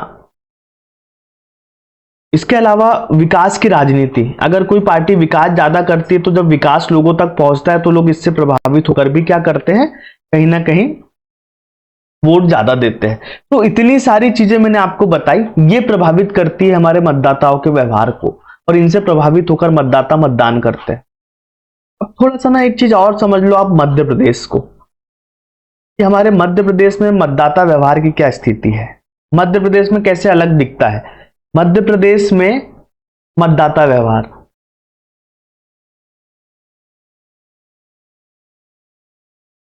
हमारे मध्य प्रदेश में मतदाता व्यवहार कैसा है। तो देखो मध्य प्रदेश आप जानते हो बहुत ज्यादा सांस्कृतिक रूप से अलग है। यहाँ जनजाति से लेकर हर एक क्षेत्र की अपने अलग बोली भाषा है। बड़ा प्यारा राज्य है हमारा, बिल्कुल बहुत श्रेष्ठ राज्य है। तो यहाँ पर बहुत सारी चीजें प्रभाव डालती है अपना। तो देखो राजघराना का प्रभाव है मध्य प्रदेश में। ग्वालियर वाला जब क्षेत्र देखोगे आप, इंदौर वाला क्षेत्र देखोगे होलकर, है ना, इसके अलावा निमाड़ में जब आप जाओगे, है ना, यहां पर हमारी अहिल्याबाई, इसके अलावा आप जबलपुर वाला एरिया देखिए, तो और इसके अलावा भोपाल, नवाब, है ना। तो मध्य प्रदेश बहुत अलग है। तो अभी भी आज भी जब आप जाओगे भोपाल और यहाँ सब चीजों में, तो आपको राजघराना का प्रभाव नजर आएगा।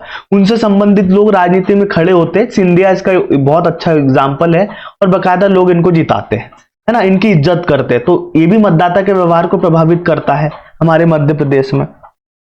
इसके अलावा आप देखोगे जनजाति, तो जनजातियां जो होती है ये अपनी संस्कृति को बहुत महत्व देती है। तो जनजाति की संस्कृति, भाषा और क्षेत्र, जनजाति इनके आधार पर वोट देती है। तो जहां जिस तरीके के लोग होते हैं संस्कृति के, बाकायदा उन्हीं लोगों को टिकट दिया जाता है, उनके हिसाब से उनके विकास की बात की जाती है। तो ये जनजातियों की राजनीति हमारे मध्य प्रदेश में हमको दिखाई देती है।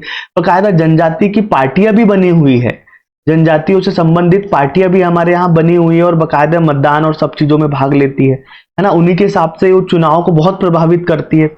तो जनजाति से प्रभावित हमको यहाँ व्यवहार दिखाई देता है। इसके अलावा क्षेत्रवाद का प्रभाव दिखाई देता है हमको मध्य प्रदेश में मतदान व्यवहार में। से मालवा की अलग संस्कृति है, निमाड़ की संस्कृति बिल्कुल अलग है, चंबल की संस्कृति अलग है, वहां के मुद्दे अलग है, बुंदेलखंड के अलग है, ठीक है, बघेलखंड के अलग है। यहाँ सब लोग अपनी अपनी भाषा, अपने अपने क्षेत्र के मुद्दे, अपने नृत्य, अपनी संस्कृति, इन सब चीजों से प्रभावित होकर वोट डालते हैं ना। तो ये मतदाता को प्रभावित करते हैं। तो हर क्षेत्र की अलग अलग कल्चर, अलग अलग संस्कृति मध्य प्रदेश में अलग तरीके से हमारे मतदाताओं को प्रभावित करती है। तो एक अनूठी और अनोखी विशेषता हमको मध्य प्रदेश में ये दिखाई देती है, ठीक है। इसके अलावा आप देखोगे विकास की राजनीति का बहुत प्रभाव हमको दिखाई देता है ना। अभी मध्य प्रदेश लगातार विकास कर रहा है और उससे संबंधित सब चीजें मध्य प्रदेश में हो रही, तो विकास की राजनीति का प्रभाव पड़ रहा है। लोग विकास से प्रभावित होकर वोट दे रहे हैं बीजेपी को। इसके अलावा अगर आप एक और चीज देखो कि मध्य प्रदेश में मतदाता का व्यवहार किससे, तो कृषि संबंधी जो कार्य करती है सरकार, अधिक से अधिक कृषक है ना, इससे भी लोग प्रभावित होते हैं। और सरकार जितना किसानों के हित में करती है उतना सरकार को जिताया जाता है। तो ये बहुत सारी चीजें और विचार मैंने आपको बताया जिससे मतदाता प्रभावित होते हैं ना, तो बहुत इंपॉर्टेंट बिंदु हमारा यहाँ समाप्त होता है। तो जिसमें हमने क्या किया है, बहुत विस्तार से अध्ययन किया है हमने इस बात का कि मध्य प्रदेश के राजनीतिक से दल सक्रिय हुए हैं, है ना। इसके अलावा हमने देखा कि जो राजनीतिक दल है कौन से है, ठीक है, दलीय व्यवस्था कैसी है, कौन से दल है, उनकी व्यवस्था कैसी है, दलों के बारे में हमने पढ़ा, चुनाव की जो राजनीति वो करते हैं, किन किन मुद्दों और चीजों से हमारे यहाँ चुनाव प्रभावित होता है, मतदाता किन बातों से प्रभावित हो रहा है, कैसे मतदान करता है। थोड़ा सा थ्योरिकल पोर्शन है तो इसमें आपकी अंडरस्टैंडिंग ज्यादा मायने रखती है। तो पूरे के पूरे लेक्चर में मैंने बहुत प्यार से और जरूरी चीजों को आपको समझाने की कोशिश की है और मुझे आशा है आपको बहुत बहुत पसंद आएगी क्लास और इतनी आपके लिए जरूरी होगी और बहुत ज्यादा ये आपको सफलता के मार्ग पे ले जाएगी। इन्हीं अपेक्षाओं के साथ में, है ना, इस क्लास को यहीं समाप्त करते हैं। मिलेंगे आपसे अगली क्लास में, जब तक के लिए मुझे इजाजत दीजिए आप। नमस्कार, जय हिंद, वंदे मातरम।